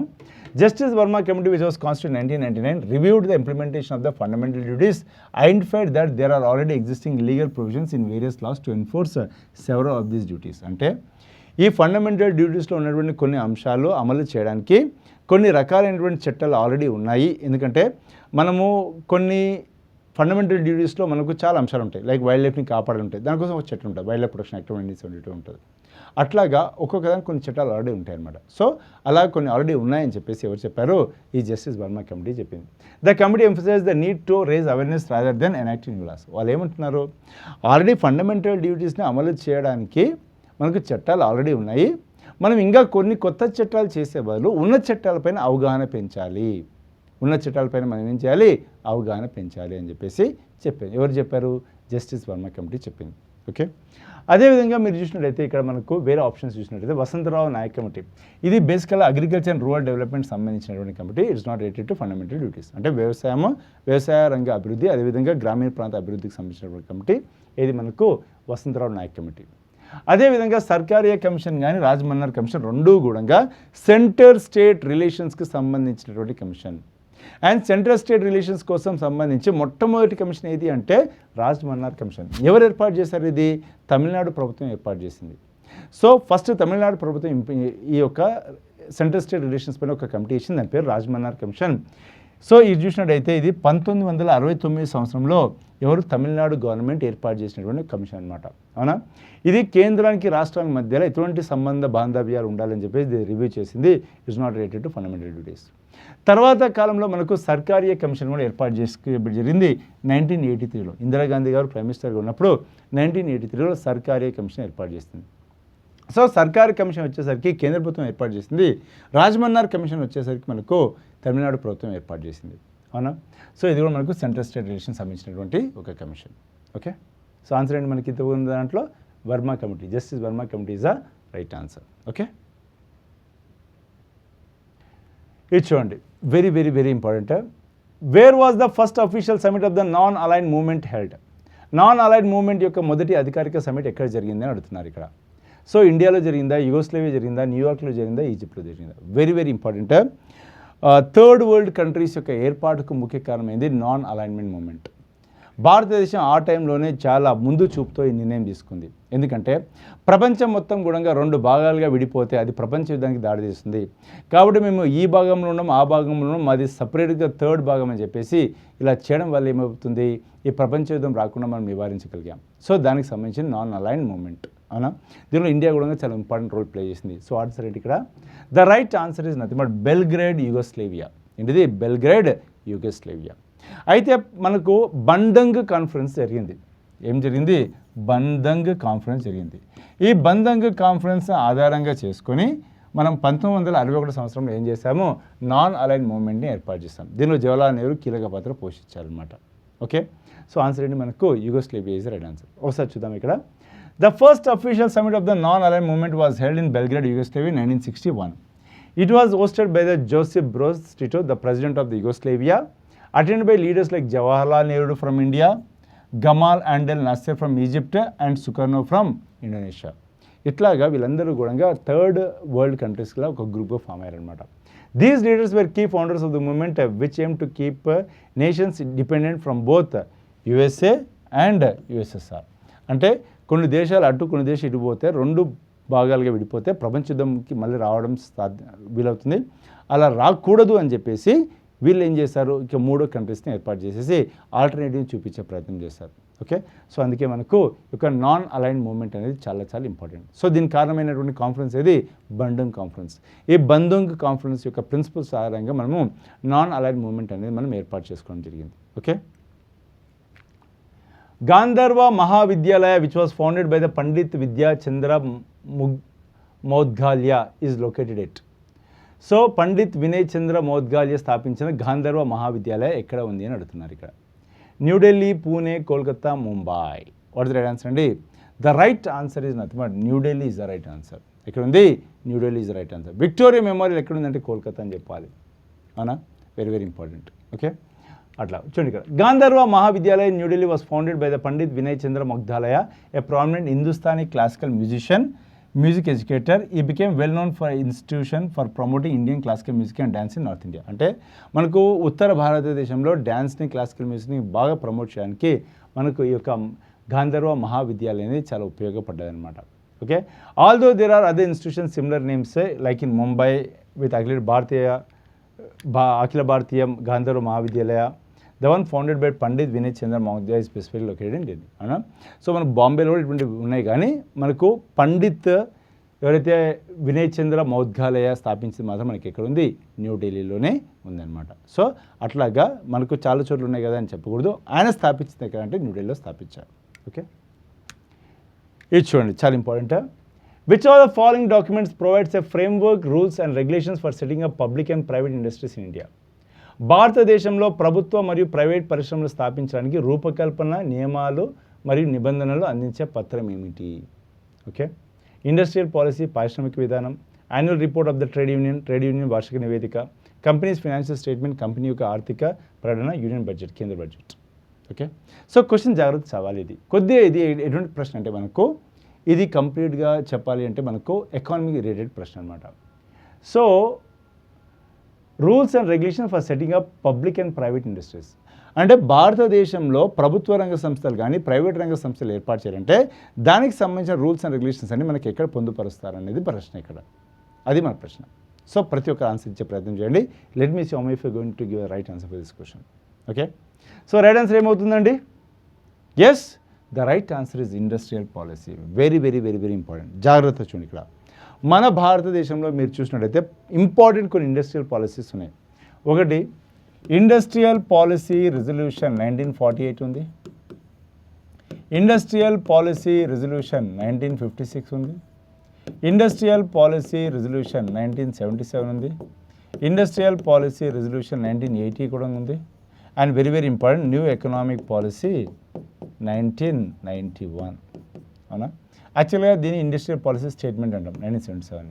ఓకే, సో దీంట్లో మనకు first one is very very important. ఇదేంటిది అంటే భారతదేశం ఒక మిశ్రమ ఆర్థిక వ్యవస్థగా రావడానికి, వ్యవస్థగా రూపాంతరం చెందడానికి, వ్యవస్థగా ఆవిర్భవించడానికి కారణమైంది 1948 ఇండస్ట్రియల్ పాలసీ రెజల్యూషన్. ఎందుకంటే దీనిలో కొన్ని ప్రభుత్వ రంగ సంస్థలు ఉండాలి, కొన్ని ప్రైవేట్ రంగ సంస్థలు ఉండాలని చెప్పేసి చెప్పినటువంటి ఒక ఇండస్ట్రియల్ పాలసీ రెజల్యూషన్ 1948. అదే 1956 విషయానికి వచ్చేసరికి ఇది చాలా చాలా ఇంపార్టెంట్ అవ్వడానికి కారణం ఏంటంటే it is called as the economic constitution of India అంటాం. ఏమంటాము? Economic constitution of India. భారతదేశం యొక్క ఆర్థిక రాజ్యాంగంగా దీన్ని పేర్కొంటాం. లేకపోతే బైబిల్ ఆఫ్ స్టేట్ క్యాపిటలిజం అంటాం. ఎందుకు బైబిల్ ఆఫ్ స్టేట్ క్యాపిటలిజం అంటాం? ఈ ఇండస్ట్రియల్ పాలసీ రెజల్యూషన్లో బేసికల్గా ప్రభుత్వ రంగ సంస్థలకు పెద్దపీట వేయడం జరిగింది. వాటిని మనం ప్రోత్సహించడం జరిగింది. అందుకే దీన్ని మనము బైబిల్ ఆఫ్ ద స్టేట్ క్యాపిటలిజంగా కూడా దీన్ని మనము పిలవడం జరుగుతుందన్నమాట. అదేవిధంగా 1977 వచ్చేసరికి ఇది టైనీ అండ్ హౌస్ హోల్డ్ ఇండస్ట్రీస్కి ఎక్కువగా ప్రాధాన్యత ఇచ్చారు. ఇది జనతా ప్రభుత్వం ఉన్నప్పుడు తెచ్చినటువంటి ఒక పాలసీ అనమాట. అండ్ ఇందిరాగాంధీ ప్రైమ్ మినిస్టర్ ఉన్నప్పుడు వచ్చింది ఇండస్ట్రియల్ పాలసీ రెజల్యూషన్ 1980. అదేవిధంగా భారతదేశం యొక్క ఆర్థిక ముఖ చిత్రాన్ని సంపూర్ణంగా మార్చివేసినటువంటి ఇండస్ట్రియల్ పాలసీ ఏది అంటే న్యూ ఎకనామిక్ పాలసీ ఆఫ్ 1991. అవునా? New economic policy of 1991 has changed the face of the Indian economy. భారతదేశం యొక్క ఆర్థిక ముఖ చిత్రాన్ని కంప్లీట్గా మార్చేసింది. ఎల్పిజి రిఫార్మ్స్ అనేవి మనం తెచ్చింది ఎక్కడ అంటే 1991 industrial policy or new economic policy 1991. అవునా? సో అట్లా ఇది చాలా చాలా ఇంపార్టెంట్. ఆన్సర్ ఏంటి? మనకు ఇండస్ట్రియల్ పాలసీ రైట్ ఆన్సర్. ఈ ట్రేడ్ యూనియన్ ఏంటంటే ఈ యొక్క మనకు ఉన్నటువంటి ఎవరైతే ఎంప్లాయీస్ ఉంటారో వాళ్ళ యొక్క బాధలు, వాళ్ళకు ఉన్నటువంటి ప్రాబ్లమ్స్ ఇవన్నీ కూడా అక్కడ నివేదించడం జరుగుతుంది. కంపెనీస్ ఫైనాన్షియల్ స్టేట్మెంట్ అంటే అది ఒక ప్రైవేట్ కంపెనీ కావచ్చు, పబ్లిక్ కంపెనీ కావచ్చు, ఆ కంపెనీకి సంబంధించినటువంటి ప్రాఫిట్, లాస్, వాళ్ళ యొక్క డెప్స్, ఇవన్నీ అంశాలు అనేవి మనకు అక్కడ ఉంటాయి. అండ్ బడ్జెట్ మీకు తెలుసు కదా, very very very very important. Article 112 of the Indian constitution. As per article 112 of the Indian constitution, budget is also called as annual financial statement, which is a statement of both receipts and expenditure to be incurred for a period of one financial year. అంటే ఒక ఆర్థిక సంవత్సరానికి కావాల్సినటువంటి ఆదాయం, వ్యయం మొత్తం కూడా పొందుపరిచినటువంటి ఒక స్టేట్మెంట్ మనము యాన్యువల్ ఫినాన్షియల్ స్టేట్మెంట్ అని చెప్పేసి దాన్ని పట్టిక అని చెప్పేసి అనొచ్చు. దాన్ని మనం బడ్జెట్ అని కూడా పిలుస్తాం. ఓకే, సో ఆన్సర్ ఏంటి ఇక్కడ మనకు industrial policies are right answer. So Industrial Policy of India is the official document that lays down the framework, rules and regulations for the establishment of operating private and public enterprises. Okay, and licensing of industries gaani, role of the public and private sectors gaani, foreign investments and technology policies, industrial development and growth strategies, ఇవన్నీ కూడా మనకి ఎక్కడ ఉంటాయి, industrial policy డాక్యుమెంట్లో ఉంటాయి అన్నమాట. అదేవిధంగా annual report of the trade union deals with the labour issues and not industrial steps. And companies financial statement shows single companies financial health, అంటే ఆ కంపెనీ ఎలా ఉంది, ప్రాఫిట్లో ఉందో లాస్ట్లో ఉందో దాన్ని మాట్లాడుతుంది. యూనియన్ బడ్జెట్ వచ్చేసరికి కంప్లీట్గా ఒక దేశం యొక్క సంవత్సరం సరిపడేటువంటి రెవెన్యూ కానీ వ్యయం గురించి మాట్లాడుతుంది. రైట్, సో ఆన్సర్ ఏంటి మనకు industrial policies are right answer. Next చూడండి ఇక్కడ something related to again games అంటే sports. In chess which of the following may only move forward to the unoccupied square immediately in front of it. అంటే ఏమంటున్నారు, chess బోర్డులో మనకి ఏముంటాయి, ఇలాగ ఉంటాయి, మొత్తం డ్రా చేయట్లేదు బట్ రఫ్గా. ఓకే, ఇక్కడ ఏమంటున్నారు వీళ్ళంటే చదరంగంలో కింది వాటి ఏది మాత్రమే తన ముందు ఖాళీగా ఉన్న చతురస్రానికి ముందుకు కదులుతుంది. అంటే ఇది ఇక్కడ ఉంది, ఫర్ ఎగ్జాంపుల్ ఇక్కడ ఉంది, ఏమవుతుంది, ముందు ఖాళీ ఉంటే ముందుకు పోతుంది, లేకపోతే ముందుకు పోలేదు, అక్కడ అయిపోతుంది. ఎవరు అది అంటే ఆబ్వియస్లీ పాన్. ఎవరు పాన్ అంటే సోల్జర్స్ అంటే అవి అనమాట. సో ముందు ఖాళీ ఉంటే ముందుకు వెళ్తుంది, ముందు ఖాళీ లేకపోతే ముందుకు వెళ్ళాలి, అక్కడే ఉంటుంది అనమాట. చంపాలన్నప్పుడు ఇట్లా సైడ్లో ఉన్న వాళ్ళని చంపుతుంది, అవును కదా, ఇది పాన్. ఫస్ట్ స్టెప్లో 2 స్టెప్స్ తీసుకోవచ్చు, మిగతా అన్ని 1 స్టెప్పే తీసుకోవాలి. సో ఆన్సర్ ఏంటి మనకు pan is right answer. Bishop, ఇక్కడ బిషప్ అంటే ఏంటిది, bishop is nothing but it's like A camera ఉంది కదా అదనమాట. సో ఇది ఎట్లా పోతుంది, ఇది ఓన్లీ డయాగ్నల్గా పోతుంది, ఏదైనా సరే డయాగ్నల్గా పోతుంది. ఏ కలర్ మీద ఉంటే అదే కలర్ మీద ఉంటుంది, బ్లాక్ ఉన్నది బ్లాక్ మీదనే ఉంటుంది, తను మొత్తం ఆడేంతసేపు కలర్ మారాలన్నమాట. సో అలా డయాగ్నల్గా పోతుంది. చంపాలన్నా డయాగ్నల్ పోయే చంపాలి. ఓకే, నెక్స్ట్ వచ్చేసరికి క్వీన్, ఇది డయాగ్నల్గా పోవచ్చు, స్ట్రైట్గా పోవచ్చు, అడ్డంగా పోవచ్చు, నిలువ పోవచ్చు, డయాగ్నల్గా పోవచ్చు అనమాట. అంటే ఒక బిషప్ ఉన్న క్వాలిటీ ఉంటుంది, రూక్ ఉన్న క్వాలిటీ. రూక్ అంటే ఏంటిది, అది స్ట్రైట్గా ఇట్లానే పోతుంది, ఇట్లానే పోతుంది, ఇట్లానే పోతుంది, ఇట్లానే పోతుంది. ఓకేనా, సో రూక్కి బిషప్కి రెండింటికి ఉన్నటువంటి క్వాలిటీస్ ఎవరికి ఉంటాయి, మనకు క్వీన్కి ఉంటాయి అనమాట. ఓకే, సో సార్ చూడండి, in chess the pan is the only peace that moves only forward not backward. ముందరికి మాత్రమే వెళ్తుంది, వెనకాలకి వెళ్ళదు. Moves 1 square straight ahead to the unoccupied square, ఒక ఖాళీ చతురస్రంలో నేరుగా ఒక గడి ముందుకు మాత్రమే కదులుతుంది. Okay, can move 2 squares forward on it's first move, దాని మొదటి కదలికలు మాత్రం 2 గుళ్ళు అది కదవచ్చు అనమాట. అండ్ ఇక్కడ చూడండి రెండోది ఏంటిది, captures diagonally not straight ahead, అంటే అడ్డంగానేమో చంపేస్తుంది, స్ట్రేట్గా మాత్రం మూవ్ అవుతుంది. వేరే చూడండి, bishop moves diagonally any number of squares, ఎన్ని గుళ్ళు అయినా సరే వెళ్ళొచ్చు అది, కానీ డయాగ్నల్గా వెళ్తుంది అనమాట. క్వీన్ వచ్చేసరికి స్ట్రైట్గా అవ్వచ్చు, డయాగ్నల్గా అవ్వచ్చు, అన్నిట్లో అవ్వచ్చు అనమాట. అండ్ రూక్ వచ్చేసరికి వెర్టికల్ కానీ హారిజాంటల్ కానీ వెళ్తుంది, స్ట్రైట్ ఇటన్నా వెళ్తుంది. రైట్, సో ఆన్సర్ ఏంటి మనకు pan is right answer. So question చూడండి ఇక్కడ, which is the joint digital skills initiative for employability through digital skills by National Career Services and Microsoft India. National career services మరియు Microsoft India సంయుక్తంగా చేపట్టిన digital నైపుణ్యాల ద్వారా ఉపాధి కోసం digital నైపుణ్యాల కార్యక్రమం ఏమిది అని అంటున్నారు ఇక్కడ. డిజి సాక్ష్యం, విద్యాదాన్, శిక్షావాణి, స్వయం. ఆన్సర్ ఏంటిది, డిజి సాక్ష్యం. ఓకే, సో డిజి సాక్ష్యం ద్వారా వీళ్ళు ఏం చేస్తున్నారంటే ఈ యొక్క డిజిటల్ స్కిల్స్ని పెంపొందించే ప్రయత్నం చేస్తున్నారు. దీనికి ఎవరు తోడ్పాటు అందిస్తున్నారు, మైక్రోసాఫ్ట్ వాళ్ళు తోడ్పాటు అందిస్తున్నారు. సో ఒకసారి చూడండి ఇక్కడ, DigiSaksham initiative is a joint digital skill programme launched by the ministry of labour and employability and Microsoft India.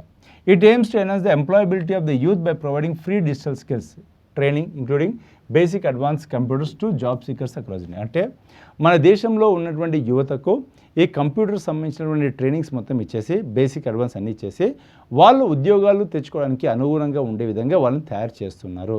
దీనికి ఎవరు తోడ్పాటు అందిస్తున్నారు, మినిస్ట్రీ ఆఫ్ లేబర్ ఎంప్లాయ్మెంట్తో పాటు దీనికి తోడ్పాటు అందించేది మైక్రోసాఫ్ట్ ఇండియా వాళ్ళు దీనికి హెల్ప్ చేస్తున్నారు అన్నమాట. సో ఆన్సర్ ఏంటి మనకు డిజి సాక్ష్యం ఇస్ ద రైట్ ఆన్సర్. అయితే దీనికి సంబంధించిన ఇన్ఫర్మేషన్ అంతా కూడా మనకి ఎక్కడ ఉంటుంది, నేషనల్ కెరీర్ సర్వీస్ పోర్టల్లో మనకు ఇన్ఫర్మేషన్ అంతా కూడా అవైలబుల్ ఉంటుంది. సో ఆ ప్రోగ్రామ్ అక్కడికి వెళ్ళి మనం యాక్సెస్ చేసుకోవచ్చు అనమాట. అండ్ ఇది ఎప్పుడు స్టార్ట్ చేశారు అంటే September 30, 2021 దీన్ని స్టార్ట్ చేశారు. ఓకే, అండ్ డిజి సాక్ష్యం యొక్క టార్గెట్ ఎంత, 3 లక్షల యువత, ఫస్ట్ ఇయర్లోనే 3 లక్షల యూత్ను వాళ్ళు టార్గెట్ చేస్తున్నారు. అండ్ ఓవరాల్గా 1 కోటి మందిని జాబ్ సీకర్స్ని ఓవరాల్గా ఎంత 1 కోటి మంది ఫస్ట్ ఇయర్లో ఎంత 3 లక్షల మంది టార్గెట్ పెట్టుకొని చేస్తున్నారన్నమాట. సో కోవిడ్ టైంలో చాలామంది ఉద్యోగాలు కోల్పోయారు కాబట్టి వాళ్ళందరినీ దృష్టిలో పెట్టుకొని వాళ్ళకి మళ్ళీ ఉద్యోగాలు అందించే విధంగా ఈ ప్రోగ్రామ్ వాళ్ళు డిజైన్ చేస్తున్నారు. అండ్ విద్యాదాన్ ఏదైతే ఉందో అది ఫ్రీ ఆన్లైన్ ఎడ్యుకేషన్ ఇస్తుంది ప్రభుత్వం ద్వారా, అదొక ఇనిషియేటివ్. శిక్షావాణి వచ్చేసరికి improve quality of education through community engagement. అంటే ఈ యొక్క వ్యవస్థలో ఉన్నటువంటి చాలామంది కూడా దీనిలో భాగస్వామ్యం చేసేసి ఈ క్వాలిటీ ఆఫ్ ఎడ్యుకేషన్ పెంపొందించడమే Vidyavani initiative, Shikshavani initiative.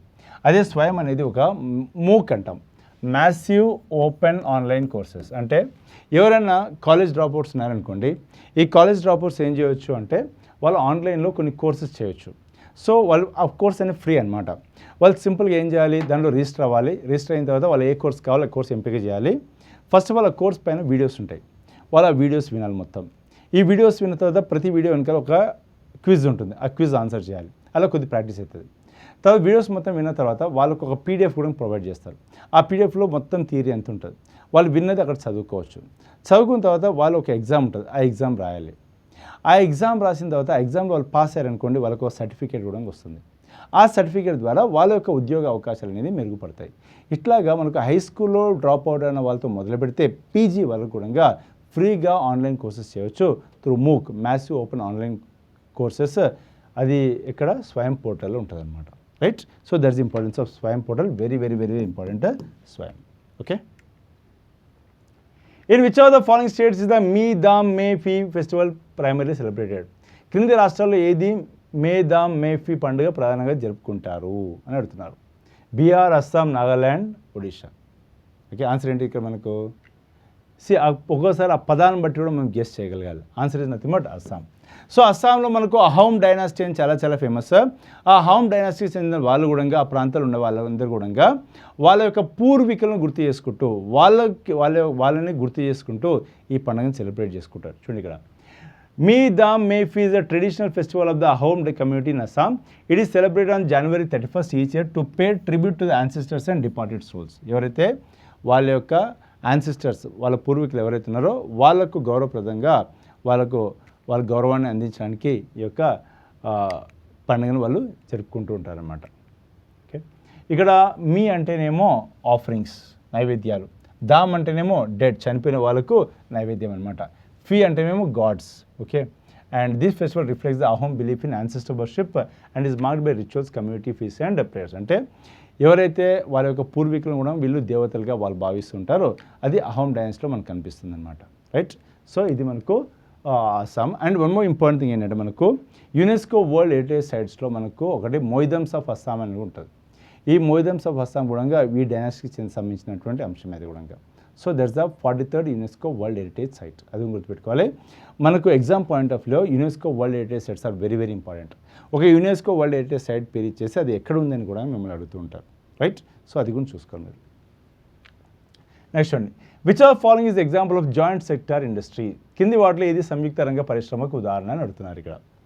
So BHEL ఇచ్చారు, ఆయిల్ ఇండియా లిమిటెడ్ ఇచ్చారు, టాటా ఐరన్ స్టీల్ కంపెనీ ఇచ్చారు, steel authority of India limited ఇచ్చారు. First of all joint venture అంటే ఏంటిది? జాగ్రత్త చూడండి. ఇక్కడ మనము పరిశ్రమలు ఏవైతే ఉన్నాయో మనము ఒక 3-4 భాగాలుగా మనం డివైడ్ చేయవచ్చు.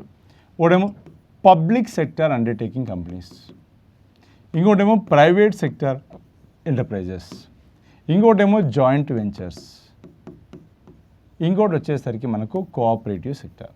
Okay, so public sector undertaking కంపెనీస్లో మనకు మేజర్ స్టేక్ అనేది ఎవరికి ఉంటుంది? మోర్ దెన్ 51% అనుకోండి, అది గవర్నమెంట్కి ఉంటుంది. ఈక్వల్ టు గ్రేటర్ దెన్ 50% ఎవరికి ఉంటుంది? గవర్నమెంట్కి ఉంటుంది. అదే ప్రైవేట్ అనుకోండి, 100% స్టేక్ ఎవరికి ఉంటుంది? ప్రైవేట్ వాళ్ళకి ఉంటుంది, ఇన్ఫోసిస్ లాంటి వాటికి అనమాట. జాయింట్ వెంచర్ విషయం ఏంటంటే more than 51% of stake private వాళ్ళకు ఉంటుంది, మైనర్ స్టేక్ మాత్రం మనకు గవర్నమెంట్కి ఉంటుంది. అంటే గవర్నమెంట్ కూడా వాటా ఉంటుంది కానీ తక్కువ వాటా ఉంటుంది.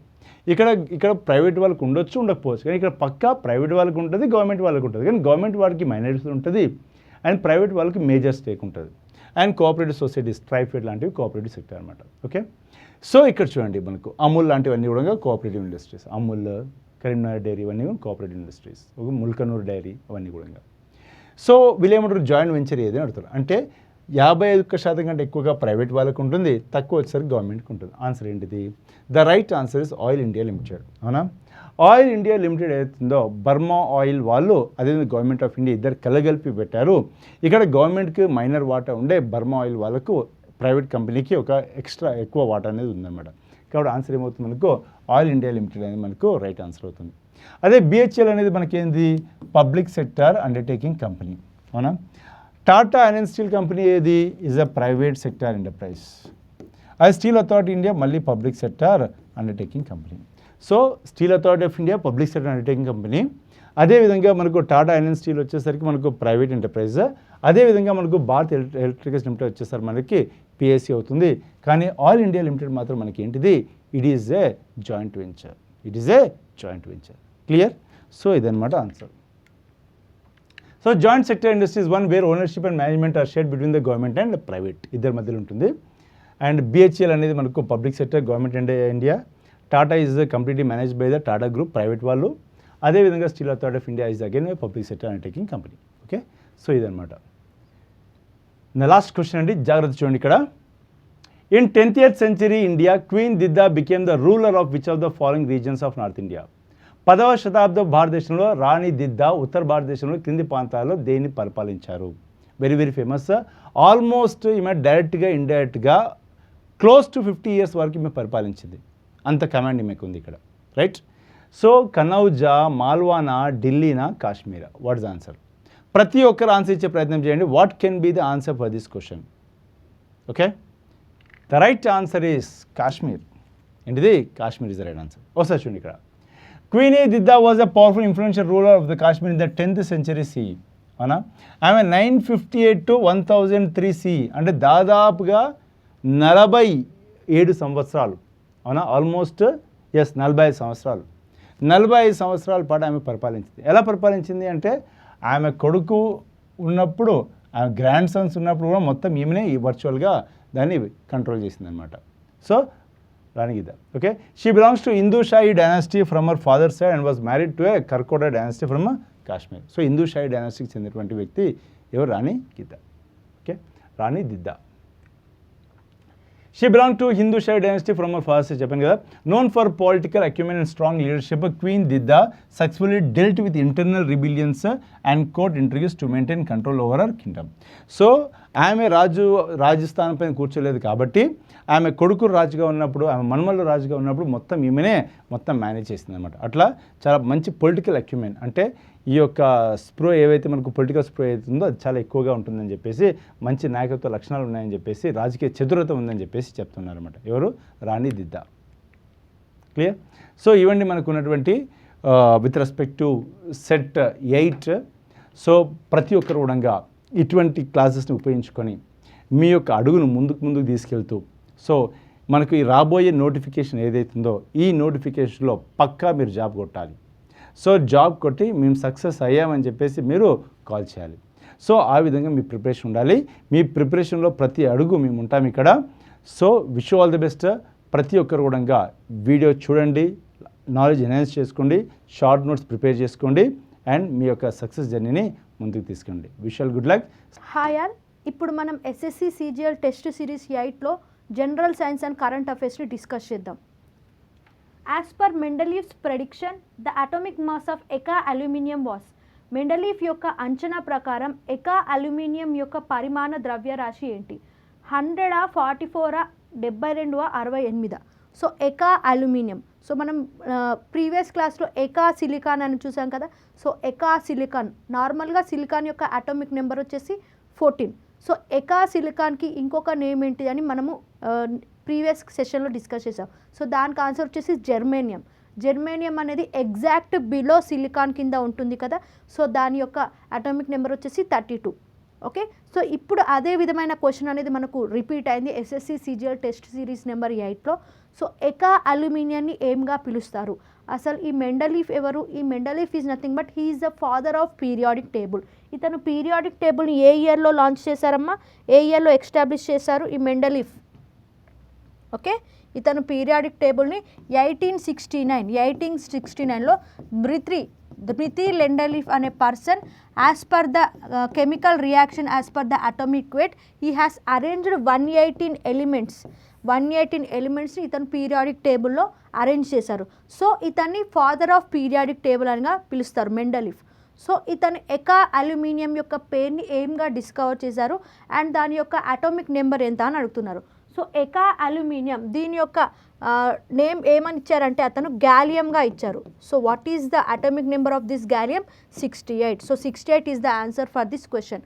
ఎకా అల్యూమినియం నార్మల్గా అల్యూమినియం యొక్క అటామిక్ నెంబర్ వచ్చేసి 13 కదా. ఎకా అల్యూమినియం యొక్క అటామిక్ నెంబర్ వచ్చేసి 68 అండ్ దిస్ నేమ్ అనేది దేనిగా డిస్కవర్ చేశారు? గ్యాలియం. ఓకే, మరి 100 అనేది దేని యొక్క అటామిక్ నెంబర్? అదేవిధంగా 44, 72 దేని యొక్క అటామిక్ నెంబర్ మనము చూద్దాం. మెండలీఫ్ సో ఇతను 1869లో ఇతను పీరియాడిక్ టేబుల్ని అరేంజ్ చేశారు. సో 1871లో ఎకా అల్యూమినియంకి గ్యాలియం అనే పేరుగా ఇతను ఇచ్చారు, having atomic number 68. Mendeleev proposed a hypothetical element called Eka aluminum in 1871 in periodic table. He predicted that the element would have an atomic mass of about 68. Okay, so దాని యొక్క పేరేంటి? గ్యాలియంగా ఇచ్చారు. Next Mendeleev తన 1871లోని మూలక పట్టికలో ఎకా aluminium అనే ఊహాజనిత మూలకాన్ని సూచించారు. దాని యొక్క పేరు ఏమనిగా ఇచ్చారమ్మా? గ్యాలియంగా ఇచ్చారు. ఓకే, గ్యాలియంగా అతను దాని యొక్క పేరుని ఇచ్చారు. సో 100 అనే దాని అటామిక్ నెంబర్ ఏంటి అంటే fermium. Okay, fermium is the element which is having atomic number 100. So 44కి రుథేనియం.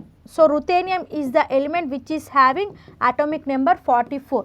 సో 72 వచ్చేసి hafnium is the element which is having atomic number 72. So 68 is the atomic number of what? Gallium. So దీన్ని మనం eka అల్యూమినియంగా కూడా పిలుస్తాము. Clear? Next question చూద్దాం. Which of the following is an example of prokaryotic cell? కింది వాటిలో ఏది prokaryotic కణాలకు ఉదాహరణ? ప్లాస్మోడియం, ఎస్ కమాన్, ప్లాస్మోడియమా, లెష్మానియనా, ఈస్టా, బ్యాక్టీరియానా? సో మనకు నార్మల్గా 2 టైప్స్ ఆఫ్ సెల్స్ ఉంటాయి. అసలు సెల్ అనేది ఎవరు డిస్కవర్ చేశారమ్మా? Robert Hooke. Okay, Robert Hooke సెల్ని మనకు 1665లో డిస్కవర్ చేశారు. సో అతను సెల్ని 2 టైప్స్గా క్లాసిఫై చేశారు, prokaryotic cell, eukaryotic cell. Eukaryotic cell అనేది దానికి న్యూక్లియస్ అనేది ఉంటుంది. సో ఆ న్యూక్లియస్నే క్రోమోజోమ్స్, జీన్స్ అవన్నీ ఉంటాయి. డిఎన్ఏ అనేది న్యూక్లియస్లో ఉంటుంది. సో ప్రొకారియాటిక్ సెల్ అంటే ఏంటి? ద సెల్ వితౌట్ న్యూక్లియస్ని ప్రొకారియాటిక్ సెల్ అంటారు. సో ఇచ్చిన 4 ఆప్షన్స్లో ఏది ప్రొకారియాటిక్ సెల్, ఏది యూకారియాటిక్ సెల్ అని అడుగుతున్నారు. సో మనకు ప్రొకారియాటిక్ సెల్లో చూసుకున్నట్లయితే which is single cell organism. ఏంటి సింగిల్ సెల్ ఆర్గనిజం? ఏంటమ్మా? బ్యాక్టీరియా. సో ఈ బ్యాక్టీరియాకి న్యూక్లియస్ అనేది ఉండదు. So that is the answer for this question. What is the answer? Bacteria is considered as prokaryotic cell. So నార్మల్గా మనకు 2 టైప్స్ ఉంటాయి, eukaryotic, ప్రొకారియాటిక్. So ఇచ్చిన 3 ఆప్షన్స్ అన్నీ కలిసి యూకారియాటిక్ అంటే వాటికి న్యూక్లియస్ అనేది ఉంటుంది. They are different types of protozoans. Okay, they are different types of protozoans. Yeast అనేది ఫంగస్. సో మనకు మిల్క్ అనేది కర్డ్లా ట్రాన్స్ఫార్మ్ కావాలంటే మనం ఈస్ట్ని పెడితే, ఒక టైప్ ఆఫ్ ఫంగస్ని వేస్తే అది కర్డ్లోకి ట్రాన్స్ఫార్మ్ అవుతుంది. సో ఈ ప్లాస్మోడియం, లెష్మానియా ఇవి 2 టైప్స్ ఆఫ్ ప్రోటోజోన్స్ అన్నట్టు. ఓకే, సో చూద్దాం వాట్ ఈస్ ద ఆన్సర్ అమ్మా? ప్రొకారియాటిక్ సెల్కి ఎగ్జాంపుల్ వచ్చేసి ఏంటి? Bacteria. It is a single cell organism without nucleus. Okay, so prokaryotic cells are cells without nucleus. Prokaryotic కణాలు అనే nucleus లేకుండా ఉండే కణాలు. ఇవి సాధారణంగా ఒక కణంగా ఉండి బ్యాక్టీరియా మరియు ఆర్కియా వంటి జీవులలో కనిపిస్తాయి. సో సింగిల్ సెల్ ఆర్గనిజం, ఒక కణం ఉండే ఆర్గనిజమ్స్లో ఈ ప్రొకారియాటిక్ సెల్స్ అంటాము. సో మెయిన్గా ఎగ్జాంపుల్ వచ్చేసి ఏంటి? Bacteria, archaea. మరి ఈ ప్లాస్మోడియం అంటే ఏంటి? In the options given below only the bacteria are an example of prokaryotic cell. ఒక బ్యాక్టీరియా మాత్రమే ఇచ్చిన ఆప్షన్స్లో ప్రొకారియాటిక్ సెల్, మిగతావన్నీ యూకారియాటిక్ సెల్. ప్లాస్మోడియం అనేది ఒక టైప్ ఆఫ్ ప్రోటోజోమ్ అమ్మ. సో అది ఏంటి? Eukaryotic cell. అది ఏ టైప్ ఆఫ్ డిజీజ్ని మనకు చేస్తుంది? Malaria disease is caused due to the protozoa. ఈ ప్రోటోజోవా అనేది యూకారియాటిక్ సెల్, అంటే దాంట్లో న్యూక్లియస్ అనేది ఉంటుంది. అదేవిధంగా లెష్మేనియా అనేది కూడా ఒక టైప్ ఆఫ్ ప్రోటోజోవా. అది మనకు ఏ టైప్ ఆఫ్ డిసీజ్ ఇస్తుందమ్మా? లెష్మేనియా అనే డిసీజ్ని ఇస్తుంది. So it is also a eukaryotic cell. Next వచ్చేసి ఈస్ట్ అనేది మనకు already very familiar about this yeast అనేది it is a type of fungus. ఒక మిల్క్ అనేది కర్డ్ లాగా కావాలంటే మనం ఈ ఈస్ట్ బ్యాక్టీరియా అంటే ఇది టైప్ ఆఫ్ ఫంగస్ వేయడం వల్ల అది కర్డ్లోకి మారిపోతుంది. ఇది కూడా eukaryotic cell but it is not prokaryotic cell. దీంట్లో కూడా న్యూక్లియస్ అనేది ఉంటుంది. Okay, next question. For a chemical reaction with a rise in temperature by 10% the rate constant becomes. So chemical reaction, ఒక కెమికల్ని దాని యొక్క టెంపరేచర్ అంటే దాని యొక్క టెంపరేచర్ని ఇంక్రీజ్ చేయడం వల్ల దాని యొక్క కెమికల్ రియాక్షన్ ఏమవుతుంది అని అడుగుతున్నారు. ఫర్ సపోజ్ ఒక కెమికల్ ఉంది, ఆ కెమికల్ని మనం దాన్ని హీట్ చేయడం వల్ల దాని యొక్క టెంపరేచర్ అనేది ఇంక్రీజ్ అవుతుంది. సో దాని యొక్క కెమికల్ రియాక్షన్ ఏమవుతుంది, డబుల్ అవుతుందా, ట్రిపుల్ అవుతుందా, హాఫ్ అవుతుందా లేదా 1/4 అవుతుందా అని అడుగుతున్నారు. సో ఒక కెమికల్ అనేది దాని యొక్క టెంపరేచర్ ఇంక్రీజ్ చేయడం వల్ల 10% 10 degrees దాని యొక్క టెంపరేచర్ అనేది ఇంక్రీజ్ చేయడం వల్ల ఆ కెమికల్ రియాక్షన్ అనేది డబుల్ అవుతుంది. ఓకే, దానిలో జరిగే రియాక్షన్స్ అనేవి డబుల్ అవుతాయి. బట్ హాఫ్ కాదు, అదేవిధంగా 1/4 కాదు, త్రిబుల్ కావు, బట్ అది 10% టెంపరేచర్ ఇంక్రీజ్ చేయడం వల్ల ఆ కెమికల్ రియాక్షన్ అనేది డబుల్ అవుతుంది. So what is the answer? Double. For a chemical reaction, a rise in temperature of 10 degrees will almost double the reaction rate constant. అర్థమైందా? సో రసాయన ప్రతిచర్యకు 10 డిగ్రీల ఉష్ణోగ్రత పెరుగుదల ప్రతిచర్య రేటు స్థిరాన్ని దాదాపు రెట్టింపు చేస్తుంది, డబుల్ చేస్తుంది. సో ఒక కెమికల్ అనేది దాని రియాక్షన్ జరిగేటప్పుడు దాని యొక్క టెంపరేచర్ అనేది 10% ఇంక్రీజ్ చేస్తే దాని యొక్క కెమికల్ రియాక్షన్ అనేది డబుల్ అవుతుంది. ఓకే, హాఫ్ కాదు, ట్రిపుల్ కాదు, 1/4 కాదు, కానీ డబుల్ రెట్టింపు అవుతుంది. The rate of reaction, chemical reaction generally doubles for every 10 degrees Celsius or 10 Kelvin increase in temperature. This is because a higher temperature increases the average kinetic energy of the reactant molecules. ఎందుకు అంటే ఇప్పుడు మనము temperature అనేది chemical రియాక్షన్లో temperature అనేది increase చేయడం వల్ల దాని యొక్క కైనటిక్ ఎనర్జీ ఏంటి? The energy by virtue of it's motion. అంటే ఆ కెమికల్ రియాక్షన్లో ఉన్న మాలిక్యూల్స్ అనేవి ఫాస్ట్గా మూవ్ అవుతాయి. అలా ఫాస్ట్గా మూవ్ అవడం వల్ల ఏం జరుగుతుంది? రియాక్షన్ అనేది డబుల్ ఫాస్ట్గా జరుగుతుంది అన్నట్టు. ఓకే, ఎందుకు ఒక కెమికల్లో మనము టెంపరేచర్ అనేది రైజ్ చేయడం వల్ల దాని యొక్క కైనటిక్ ఎనర్జీ అనేది ఇంక్రీజ్ అవుతుంది. సో ఆ కైనటిక్ ఎనర్జీ ఇంక్రీజ్ అవడం వల్ల అందులో మోషన్ ఆఫ్ మాలిక్యూల్స్ అనేది ఫాస్ట్ అప్ అయి రియాక్షన్ అనేది తొందరగా జరుగుతుంది. అందుకోసమే ఏదైనా ఒక కెమికల్ రియాక్షన్ అనేది 10% టెంపరేచర్ని రైజ్ చేస్తే ఆ కెమికల్ రియాక్షన్ అనేది డబుల్ అవుతుంది. Clear? Due to the increase of kinetic energy.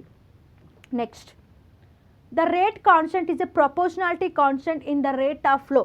Okay, by increasing 10% the rate constant approximately doubles. Okay, so the correct answer for this question is double. అర్థమైంది కదా? మళ్ళీ చెప్తాను. ఒక కెమికల్ రియాక్షన్ ఉంది కదా, so రెండు కెమికల్స్ రియాక్ట్ అయినప్పుడు అది కెమికల్ రియాక్షన్ అంటాము. సో ఆ కెమికల్ రియాక్షన్ని మనము 10% టెంపరేచర్ రైజ్ చేసినప్పుడు ఏం జరుగుతుందంటే ఆ టెంపరేచర్ ఆ కెమికల్ రియాక్షన్ ఉన్న కైనటిక్ ఎనర్జీ అంటే మూమెంట్ ఆఫ్ మాలిక్యూల్స్ అనేది స్పీడప్ అవుతుంది. ఆ స్పీడప్ అవడం వల్ల ఏంటి? కొలిజన్స్ అనేవి జరిగి కెమికల్ రియాక్షన్ అనేది డబుల్ అవుతుంది అన్నట్టు. సో అదే మనని ఇక్కడ అడిగారు. నెక్స్ట్ క్వశ్చన్ చూద్దాం. ఎస్ఎస్సి 2025 స్పెషల్ బ్యాచ్ కోర్స్ అనేవి మన చంద్రలాజిక్స్ యాప్లో అవైలబుల్ ఉంది. ఈ క్లాస్ అన్ని మనకు తెలుగు మీడియంలో ఉంటాయి, అదేవిధంగా ఇంగ్లీష్ మీడియంలో కూడా అవైలబుల్గా ఉంటాయి. SSC CGL 2025 special batch course అనేది మన చంద్రలాజిక్స్ యాప్లో అవైలబుల్ ఉంది. ఈ క్లాసెస్ అనేవి మనకు తెలుగు మీడియంలో ఉంటాయి, అదేవిధంగా ఇంగ్లీష్ మీడియంలో కూడా ఉంటాయి. 1000+ hours ఆఫ్ వీడియో లెక్చర్స్ ఉంటాయి. సో ఎగ్జామ్ ఓరియంటెడ్ స్ట్రాటజీస్ ఉంటాయి, ప్రీవియస్ పేపర్ ఎక్స్ప్లెనేషన్ ఉంటుంది, అన్లిమిటెడ్ యాక్సెస్ కూడా ఉంటుంది. SSC CHSL 2025 special batch course అనేది మన చంద్రలాజిక్స్ యాప్లో అవైలబుల్ ఉంది. Complete course 1000+ hours video lectures ఉంటాయి, టాపిక్ వైజ్ మాక్ ఎగ్జామ్స్ ఉంటాయి, ఫుల్ లెంత్ మాక్ ఎగ్జామ్స్ ఉంటాయి, అన్లిమిటెడ్ టైమ్ యాక్సెస్ కూడా ఉంటుంది. ఎస్ఎస్సి సిపిఓ 2025 ఒక స్పెషల్ బ్యాచ్ కోర్స్ కూడా మన చంద్రలాజిక్స్ యాప్లో అవైలబుల్ ఉంది. ఈ క్లాసెస్ కూడా మనకు తెలుగు మీడియంలో ఉంటాయి, అదేవిధంగా ఇంగ్లీష్ మీడియంలో కూడా అవైలబుల్గా ఉంటాయి. SSC GD 2025 special batch course అనేది మన చంద్రలాజిక్స్ యాప్లో అవైలబుల్ ఉంది. ఈ క్లాసెస్ కూడా మనకు తెలుగు మీడియంలో ఉంటాయి, అదేవిధంగా ఇంగ్లీష్ మీడియంలో కూడా అవైలబుల్గా ఉంటాయి. ఎస్ఎస్సి ఎంటీఎస్ కంప్లీట్ కోర్స్ కూడా మన చంద్రలాజిక్స్ యాప్లో అవైలబుల్ ఉంది. ఈ క్లాసెస్ కూడా మనకు తెలుగు మీడియంలో ఉంటాయి, అదేవిధంగా ఇంగ్లీష్ మీడియంలో అవైలబుల్గా ఉంటాయి. SSC JEE 2025 special batch course కూడా మన చంద్రలాజిక్స్ యాప్లో అవైలబుల్ ఉంది. ఈ క్లాసెస్ కూడా మనకు తెలుగు మీడియంలో ఉంటాయి, అదేవిధంగా ఇంగ్లీష్ మీడియంలో కూడా ఉంటాయి. Not only SSC syllabus but also core subject syllabus కూడా ఇందులో కవర్ అవుతుంది. SSC stenographer 2025 special batch course కూడా మన చంద్రలాజిక్స్ యాప్లో అవైలబుల్ ఉంది. Which of the following is the best definition of ecological efficiency? కింది వాటిలో పర్యావరణ సామర్థ్యం యొక్క ఉత్తమ నిర్వచనం ఏంటి? The amount of energy utilise at different trophic levels in a food chain, the amount of energy stored at different traffic levels in a food chain, the ratio between the mass and the energy flow at different traffic levels in a food chain, the ratio between energy flows at different points in a food chain. So ecosystem అంటే ఏంటి? For example ఇప్పుడు చీమ ఉంది, so చీమని insect తింటుంది, ఆ ఇన్సెక్ట్ని ఏదైనా frock తింటుంది లేదా బల్లి తింటుంది, ఆ బల్లిని లైక్ ఫుడ్ చైన్ సిస్టమ్ అన్నట్టు. సో హ్యూమన్ బీయింగ్స్ని లయన్ తింటుంది, సో క్యాట్ని డాగ్ తింటుంది, ర్యాట్ని క్యాట్ తింటుంది. This is a food chain అన్నట్టు. సో ఇక్కడ ఏంటి 10% ఆఫ్ ఎనర్జీ అనేది ఒక ఆర్గానిజం నుంచి ఇంకొక ఆర్గానిజంకి ఫ్లో అవుతుంది. ఓకే, ఒక ఆర్గానిజం ఇంకొక ఆర్గానిజంని కన్జ్యూమ్ చేసుకున్నప్పుడు ఒక 10% ఆఫ్ ఎనర్జీ మాత్రమే అది తీసుకోగలుగుతుంది, మిగతా అన్ని హీట్ లాగా లేదా వేరే విధంగా అది బయటికి వెళ్ళిపోతుంది. సో ఈ ఎకలాజికల్ ఎఫిషియన్సీ అంటే అది. సో ఫుడ్ చైన్లో ఈ ఫుడ్ చైన్ అనేది ఒక ఆర్గానిజం అనేది ఇంకొక ఆర్గానిజం మీద డిపెండ్ అవుతుంది కదా, దాన్నే ఫుడ్ చైన్ అంటాం. సో ఈ ఫుడ్ చైన్లో వచ్చే ఎనర్జీని ఒక ఆర్గానిజం అనేది ఓన్లీ 10% మాత్రమే తీసుకుంటుంది, మిగతా అనేది హీట్, ఎక్స్క్రీషన్ ఇలా బయటికి వెళ్ళిపోతుందంటారు. సో దీన్నే ఎకలాజికల్ ఎఫిషియన్సీ అంటాం. సో పర్ఫెక్ట్ ఎగ్జాంపుల్ ఏంటంటే option number 4, the ratio between energy flows at different points in a food chain. అంటే ఎనర్జీ అనేది ఒక్కొక్క విధంగా బయటికి వెళ్ళిపోతుంది, ఒక్కొక్క విధంగా ఫ్లో అవుతుంది అన్నట్టు. ఓన్లీ 10% ఎనర్జీని మాత్రమే మనం కన్జ్యూమ్ చేసుకుంటాం, మిగతా ఎనర్జీస్ అనేది వేరే వేరే డిఫరెంట్ పాయింట్స్ లాగా బయటికి వెళ్ళిపోతుంది అన్నట్టు. దాన్నే ఎకలాజికల్ ఎఫిషియన్సీ అంటాం. సో ద పర్ఫెక్ట్ ఆన్సర్ ఏంటమ్మా? Option number 4. Ecological efficiency refers to the proportion of energy that is transferred from one traffic level to the next in a food chain. అంటే ఒక traffic నుంచి ఇంకొక traffic level వరకు వెళ్ళినప్పుడు only 10% of ఎనర్జీని మాత్రమే మనము కన్జ్యూమ్ చేసుకుంటాం. మిగతా ఎనర్జీస్ ఎలా ఫ్లో అవుతుందంటే like heat loss in metabolism or excreted as waste. అర్థమవుతుందా? సో 10% ఆఫ్ ఫుడ్డే మనకు యూటిలైజ్ అవుతుంది, మిగతా మొత్తము వేస్టేజెస్ లాగా, ఎక్స్క్రీజన్స్ లాగా, ఫీషెస్ లాగా, సో అదేవిధంగా హీట్ లాగా లాస్ అవుతుంది అన్నట్టు. సో దీన్నే ఎకలాజికల్ ఎఫిషియన్సీ అంటాం. This efficiency is crucial in understanding the structure and functioning of ecosystem as it influences the number of trophic levels an ecosystem can support. Okay, food చైన్లో ఈ food చైన్లో ఏం జరుగుతుందమ్మా? Only 10% of the energy మాత్రమే మనకు వస్తుంది, మిగతా energy flows అనేది హీట్ లాస్ లాగా, అదేవిధంగా ఎక్స్క్రీటింగ్ వేస్ట్ లాగా వెళ్ళిపోతుంది అన్నట్టు. సో దీన్నే మనము ఎకలాజికల్ ఎఫిషియన్సీ అంటాం. ఆహార గొలుసులో ఒక ట్రాఫిక్ స్థాయి నుంచి మరొక దానికి బదిలీ చేయబడిన శక్తి నిష్పత్తిని పర్యావరణ సామర్థ్యం సూచిస్తుంది. ఓకే, పర్యావరణ సామర్థ్యం, ఎకోసిస్టమ్ ఎఫిషియన్సీ. సాధారణంగా ఒక స్థాయి నుంచి వచ్చే శక్తిలో దాదాపు 10% మాత్రమే మరొక దానికి బదిలీ చేయబడుతుంది. చెప్పాను కదా, ఒక దాంట్లో నుంచి ఇంకొక దానికి మనం ఎనర్జీ తీసుకున్నప్పుడు ఓన్లీ 10% మాత్రమే బదిలీ అవుతుంది, మిగిలిన శక్తి వేడిగా పోతుంది, జీవక్రియలో ఉపయోగపడుతుంది లేదా వ్యర్థంగా విసర్జించబడుతుంది. అర్థమైందా? ఒక ఆర్గానిజం నుంచి ఇంకొక ఆర్గానిజం అంటే ఫుడ్ చైన్లో ఒక ఫుడ్ నుంచి ఇంకొక ఫుడ్ తీసుకున్నప్పుడు ఓన్లీ 10% మాత్రమే షేర్ అవుతుంది, మిగతా మొత్తం వేడిగా లేదా హీట్ లాస్గా, అదేవిధంగా డైజెషన్ కోసం ఇంకోటి ఏంటమ్మా వేస్టేజ్గా ట్రాన్స్ఫర్ అవుతుంది అన్నట్టు, ఫ్లో అవుతుంది అన్నట్టు. సో దీన్నే మనము ఎకలాజికల్ ఎఫిషియన్సీగా పిలుస్తాం. So the correct option is option number 4. మరి ఆప్షన్ నెంబర్ 5 ఎందుకు కదమ్మా? ఆహార గొలుసులో వివిధ ట్రాఫిక్ స్థాయిలో ఉపయోగించబడే శక్తి మొత్తం ఇది శక్తి వినియోగాన్ని విస్తరిస్తుంది, కానీ స్థాయిల మధ్య శక్తి బదిలీ సామర్థ్యాన్ని పరీక్షించబడదు. ఓకే, ఇది ఏంటి? ఇది శక్తిని the amount of energy utilised at different trophic levels is a food chain that describes energy consumption. ఈ ఆప్షన్ నెంబర్ 1 అనేది మనం తీసుకునే ఎనర్జీని చెప్తుంది, కానీ మనము ఏంటి ఎనర్జీ ట్రాన్స్ఫర్ గురించి చెప్పట్లేదు. సో మనని క్వశ్చన్లో ఏమడిగాడు? ఒక ఆర్గానిజం నుంచి ఇంకొక ఆర్గానిజంలో వరకు ఎనర్జీ అనేది ఎలా ఫ్లో అవుతుంది అని అడిగారు. ఆ ఎనర్జీ ఎలా ఫ్లో అవుతుంది అని చెప్పేదే ఎకలాజికల్ ఎఫిషియన్సీ. సో మనకు ఆప్షన్ నెంబర్ 1లో ఏమి ఇచ్చారు? ఎనర్జీ ఎలా కన్జ్యూమ్ చేసుకుంటారో అని ఇచ్చారు, బట్ ఎనర్జీ ఎలా ట్రాన్స్ఫర్ అవుతుందని ఇవ్వలేదు. సో ఆప్షన్ 1 అనేది కాదు. సో ఆప్షన్ 2లో ఏమి ఇచ్చారమ్మా? దిట్ రిఫర్స్ టు ద బయోమాస్. మనం ఎనర్జీని ఎలా స్టోర్ చేసుకుంటామని ఇచ్చారు, కానీ ఎలా ట్రాన్స్ఫర్ చేస్తామని ఇవ్వలేదు. సో ఆప్షన్ 2 కూడా కాదు. ఆప్షన్ 3 అంటే ఏంటమ్మా? the ratio between the mass and energy flow at different tropics level in food chain. This is not a standard ecological concept. ఇది ఎకలాజికల్ కాన్సెప్ట్ కాదు. సో ఆప్షన్ 1, 2, 3 అనేది తప్పు. Option 4 is the correct answer. So ఇక్కడ ఏమి ఇచ్చారమ్మా, మనకు ecological ఎఫిషియన్సీకి perfect definition explain చేయండి అని వచ్చారు. సో పర్ఫెక్ట్ డెఫిషియన్సీ ఏంటంటే ఫుడ్ చైన్. ఫుడ్ చైన్ అంటే ఏంటి, ఒక ఆర్గానిజం ఫుడ్ కోసం ఇంకొక ఆర్గానిజంకి మీద డిపెండ్ అవుతుంది. అలా డిపెండ్ అయినప్పుడు ఈ ఆర్గానిజం నుంచే వచ్చే ఎనర్జీ అనేది ఇంకొక ఆర్గానిజం ఓన్లీ 10% మాత్రమే దీనికి ట్రాన్స్ఫర్ అవుతుంది. మిగతా ఏ విధంగా ట్రాన్స్ఫర్ అవుతుందంటే, ఎలా ఫ్లో అవుతుందంటే ఎనర్జీ అనేది, అది హీట్ లాస్గా గాను, డైజెషన్ పర్పస్ గాను, లేదా ఎక్స్క్రీషన్ పర్పస్ గాను ఆ ఎనర్జీ అనేది వేస్ట్ అయిపోతుంది. ఓకే, ఓన్లీ 10% ఎనర్జీ మాత్రమే మనకు వస్తుంది. సో దీన్నే ఎనర్జీ ట్రాన్స్ఫర్ అంటాము అండ్ దాన్నే మనము ఎకలాజికల్ ఎఫిషియన్సీ అంటాం. సో ఆప్షన్ 4 అనేది కరెక్ట్ ఆన్సర్.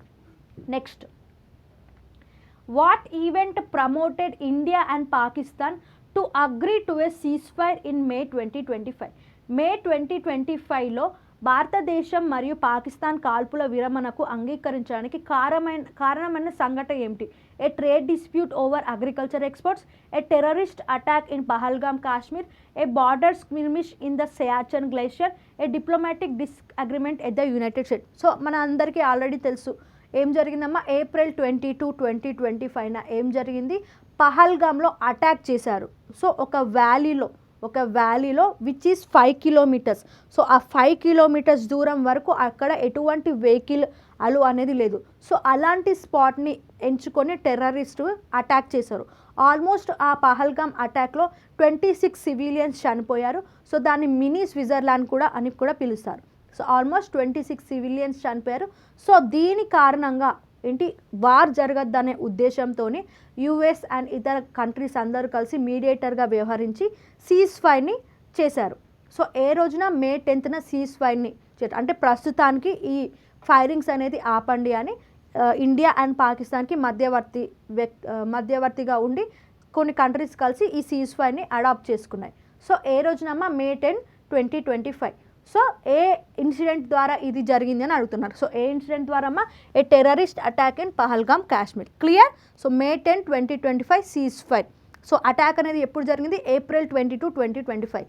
సో ఇది జరిగినందుకు గాను మన ఇండియా అండ్ పాకిస్తాన్ మధ్యలో ఇండస్ వాటర్ ట్రీటీ అనేది కుదిరింది కదా 1960లో ఇండస్ వాటర్ ట్రీటీ అనేది కుదిరింది కదా. సో దానికి మధ్యవర్తిగా వరల్డ్ బ్యాంక్ వ్యవహరించింది ఆ టైంలో. సో దాన్ని సస్పెండ్ చేశారు. సో మన ఇండియా నుంచి సింగిల్ డ్రాప్ వాటర్ కూడా పాకిస్తాన్కి వెళ్లకుండా సస్పెండ్ చేశారు దీనికి ఎఫెక్ట్గా.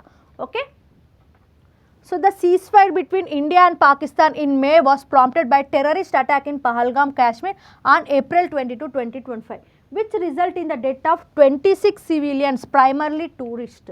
సో దీనికి కౌంటర్గా ఆపరేషన్ సింధూర్ కూడా కండక్ట్ చేసాం. సో ఆపరేషన్ సింధూర్ అంటే ఏంటి, which mainly focused on the terrorist. So country మొత్తం కాకుండా ఓన్లీ టెర్రరిస్ట్ క్యాంప్స్ని అటాక్ చేశాయి. ఓకే, సో ఇది దీనిలో ఆపరేషన్ సింధూర్లో మనం సక్సెస్ అయ్యాం. Next,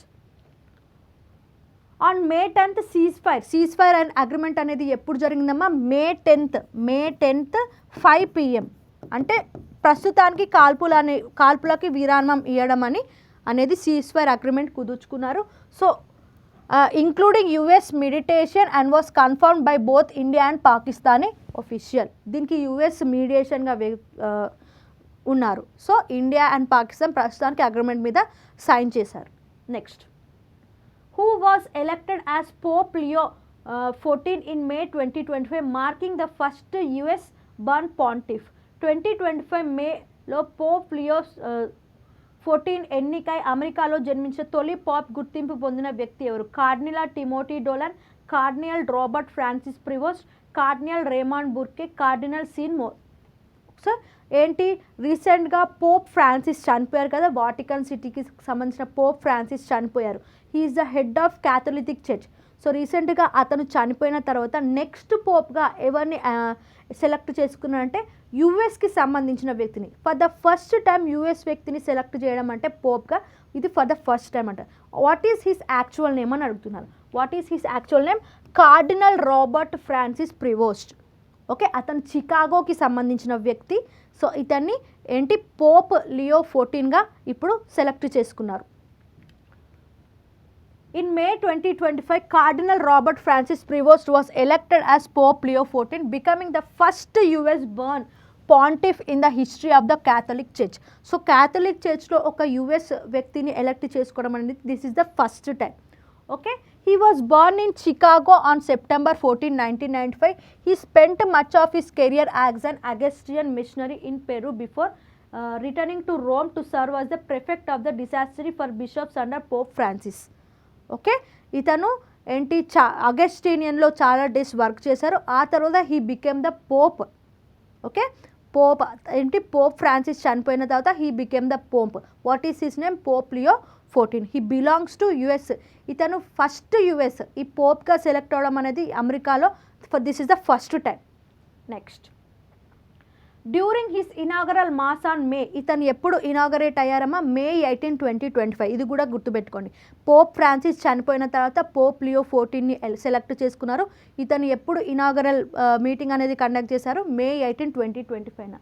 so he received his fisherman's ring. So pope అయిన తర్వాత ఇతనికి ఫిషర్ మ్యాన్ రింగ్ అనేది పెట్టారు. The pallium traditional symbols of papal authority. Okay, next, ఎప్పుడు చనిపోయారమ్మా? పోప్ ఫ్రాన్సిస్ ఏప్రిల్లో చనిపోయారు, గుర్తుపెట్టుకోండి. According to the World Meteorological Organization, how much above pre-industrial levels did the global temperature rise in 2024? World Meteorological Organization వాళ్ళు global climate గురించి survey చేసే organisation. So ఇది ఎప్పుడు ఎస్టాబ్లిష్ అయిందమ్మా? March 23, 1950లో ఎస్టాబ్లిష్ అయింది. అండ్ దీని యొక్క హెడ్ క్వార్టర్స్ వచ్చేసి జెనీవా, స్విట్జర్లాండ్లో ఉంటాయి. ఓకే, సో రీసెంట్గా మన ఇండియాకి okay according to the World Meteorological Organization how much above pre industrial levels did the global temperature rise in 2024? అంటే ప్రీ ఇండస్ట్రియల్ లెవెల్స్ వల్ల మన గ్లోబల్ టెంపరేచర్ అనేది 2024లో ఎంత రైజ్ అయిందని అడుగుతున్నారు. So the answer for this question is 1.55 degrees Celsius. According to the World Meteorological Organization, global temperature in 2024 rose by about 1.55 degrees centigrade above pre-industrial levels. Okay, next. What is India's revised economic growth forecast for 2025 according to the United Nations Department of Economic and Social Affairs? So 2025 ఐక్యరాజ్య సమితి ఆర్థిక మరియు సామాజిక వ్యవహారాల విభాగం ప్రకారం భారతదేశం యొక్క సవరించిన ఆర్థిక వృద్ధి అంచనా ఎంతమ్మా? 6.3%. In May 2025, the United Nations Department of Economic and Social Affairs revised India's economic growth forecast for 2025 downwards to అంటే 6.6% నుంచి 6.3%కి డౌన్ అయింది. మన ఇండియా యొక్క గ్రోత్ అనేది ఎకనామిక్ గ్రోత్ అనేది 6.6% నుంచి 6.3% వరకు గ్రోత్ అయింది. ఎవరు రిలీజ్ చేశారమ్మా ఈ సర్వేని? United nations okay department of economic and social affairs వారు. United nations department of economic and social affairs వాళ్ళు ఏం డిక్లేర్ చేశారమ్మా?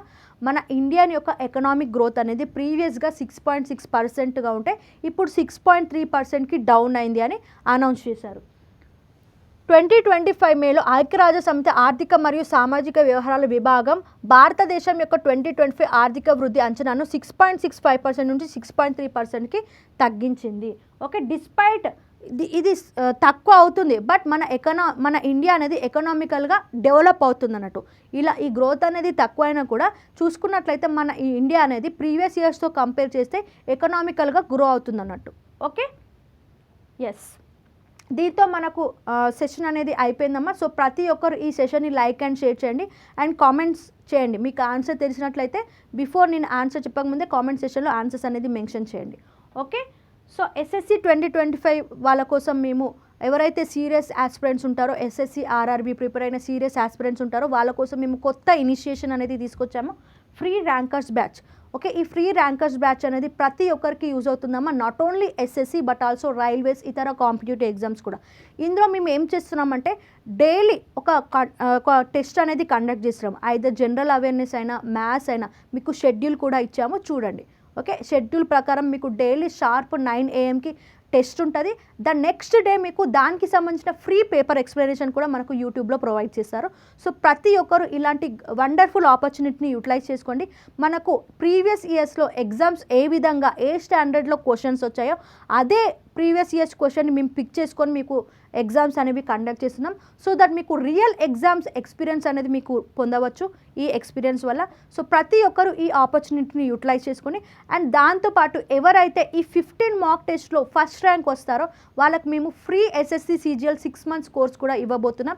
సో ప్రతి ఒక్కరు యూటిలైజ్ చేసుకోండి. SSC 2025-26 సంబంధించిన క్యాలెండర్ అనేది రిలీజ్ అయింది కదా.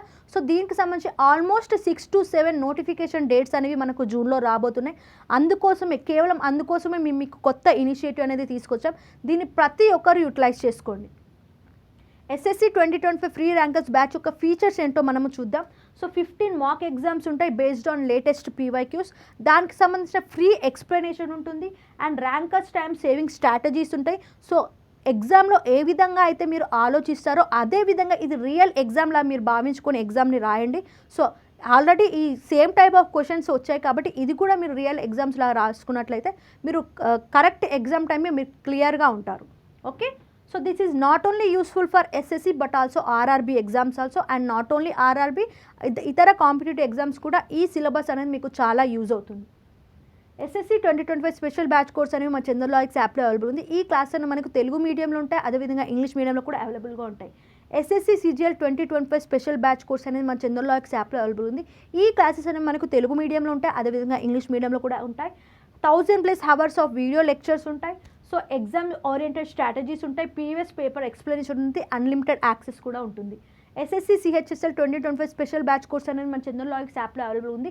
Complete course 1000+ hours video lectures ఉంటాయి, టాపిక్ వైజ్ మాక్ ఎగ్జామ్స్ ఉంటాయి, ఫుల్ లెంత్ మాక్ ఎగ్జామ్స్ ఉంటాయి, అన్లిమిటెడ్ టైమ్ యాక్సెస్ కూడా ఉంటుంది. SSC CPO 2025 ఒక స్పెషల్ బ్యాచ్ కోర్స్ కూడా మన చంద్రలాజిక్స్ యాప్లో అవైలబుల్ ఉంది. ఈ క్లాసెస్ కూడా మనకు తెలుగు మీడియంలో ఉంటాయి, అదేవిధంగా ఇంగ్లీష్ మీడియంలో కూడా అవైలబుల్గా ఉంటాయి. SSC GD 2025 special batch course అనేది మన చంద్రలాజిక్స్ యాప్లో అవైలబుల్ ఉంది. ఈ క్లాసెస్ కూడా మనకు తెలుగు మీడియంలో ఉంటాయి, అదేవిధంగా ఇంగ్లీష్ మీడియంలో కూడా అవైలబుల్గా ఉంటాయి.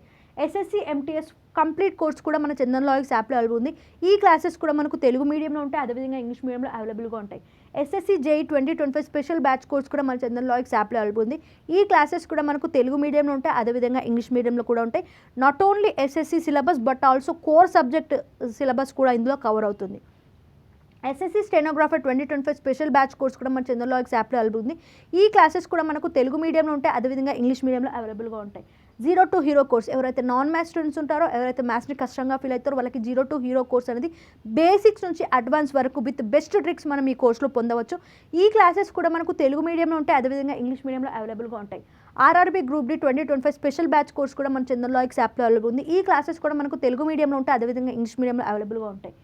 RRB NTPC special batch course కూడా మన చంద్రలాజిక్స్ యాప్లో అవైలబుల్ ఉంది. ఈ క్లాసెస్ కూడా మనకు తెలుగు మీడియంలో ఉంటాయి, అదేవిధంగా ఇంగ్లీష్ మీడియంలో అవైలబుల్గా ఉంటాయి.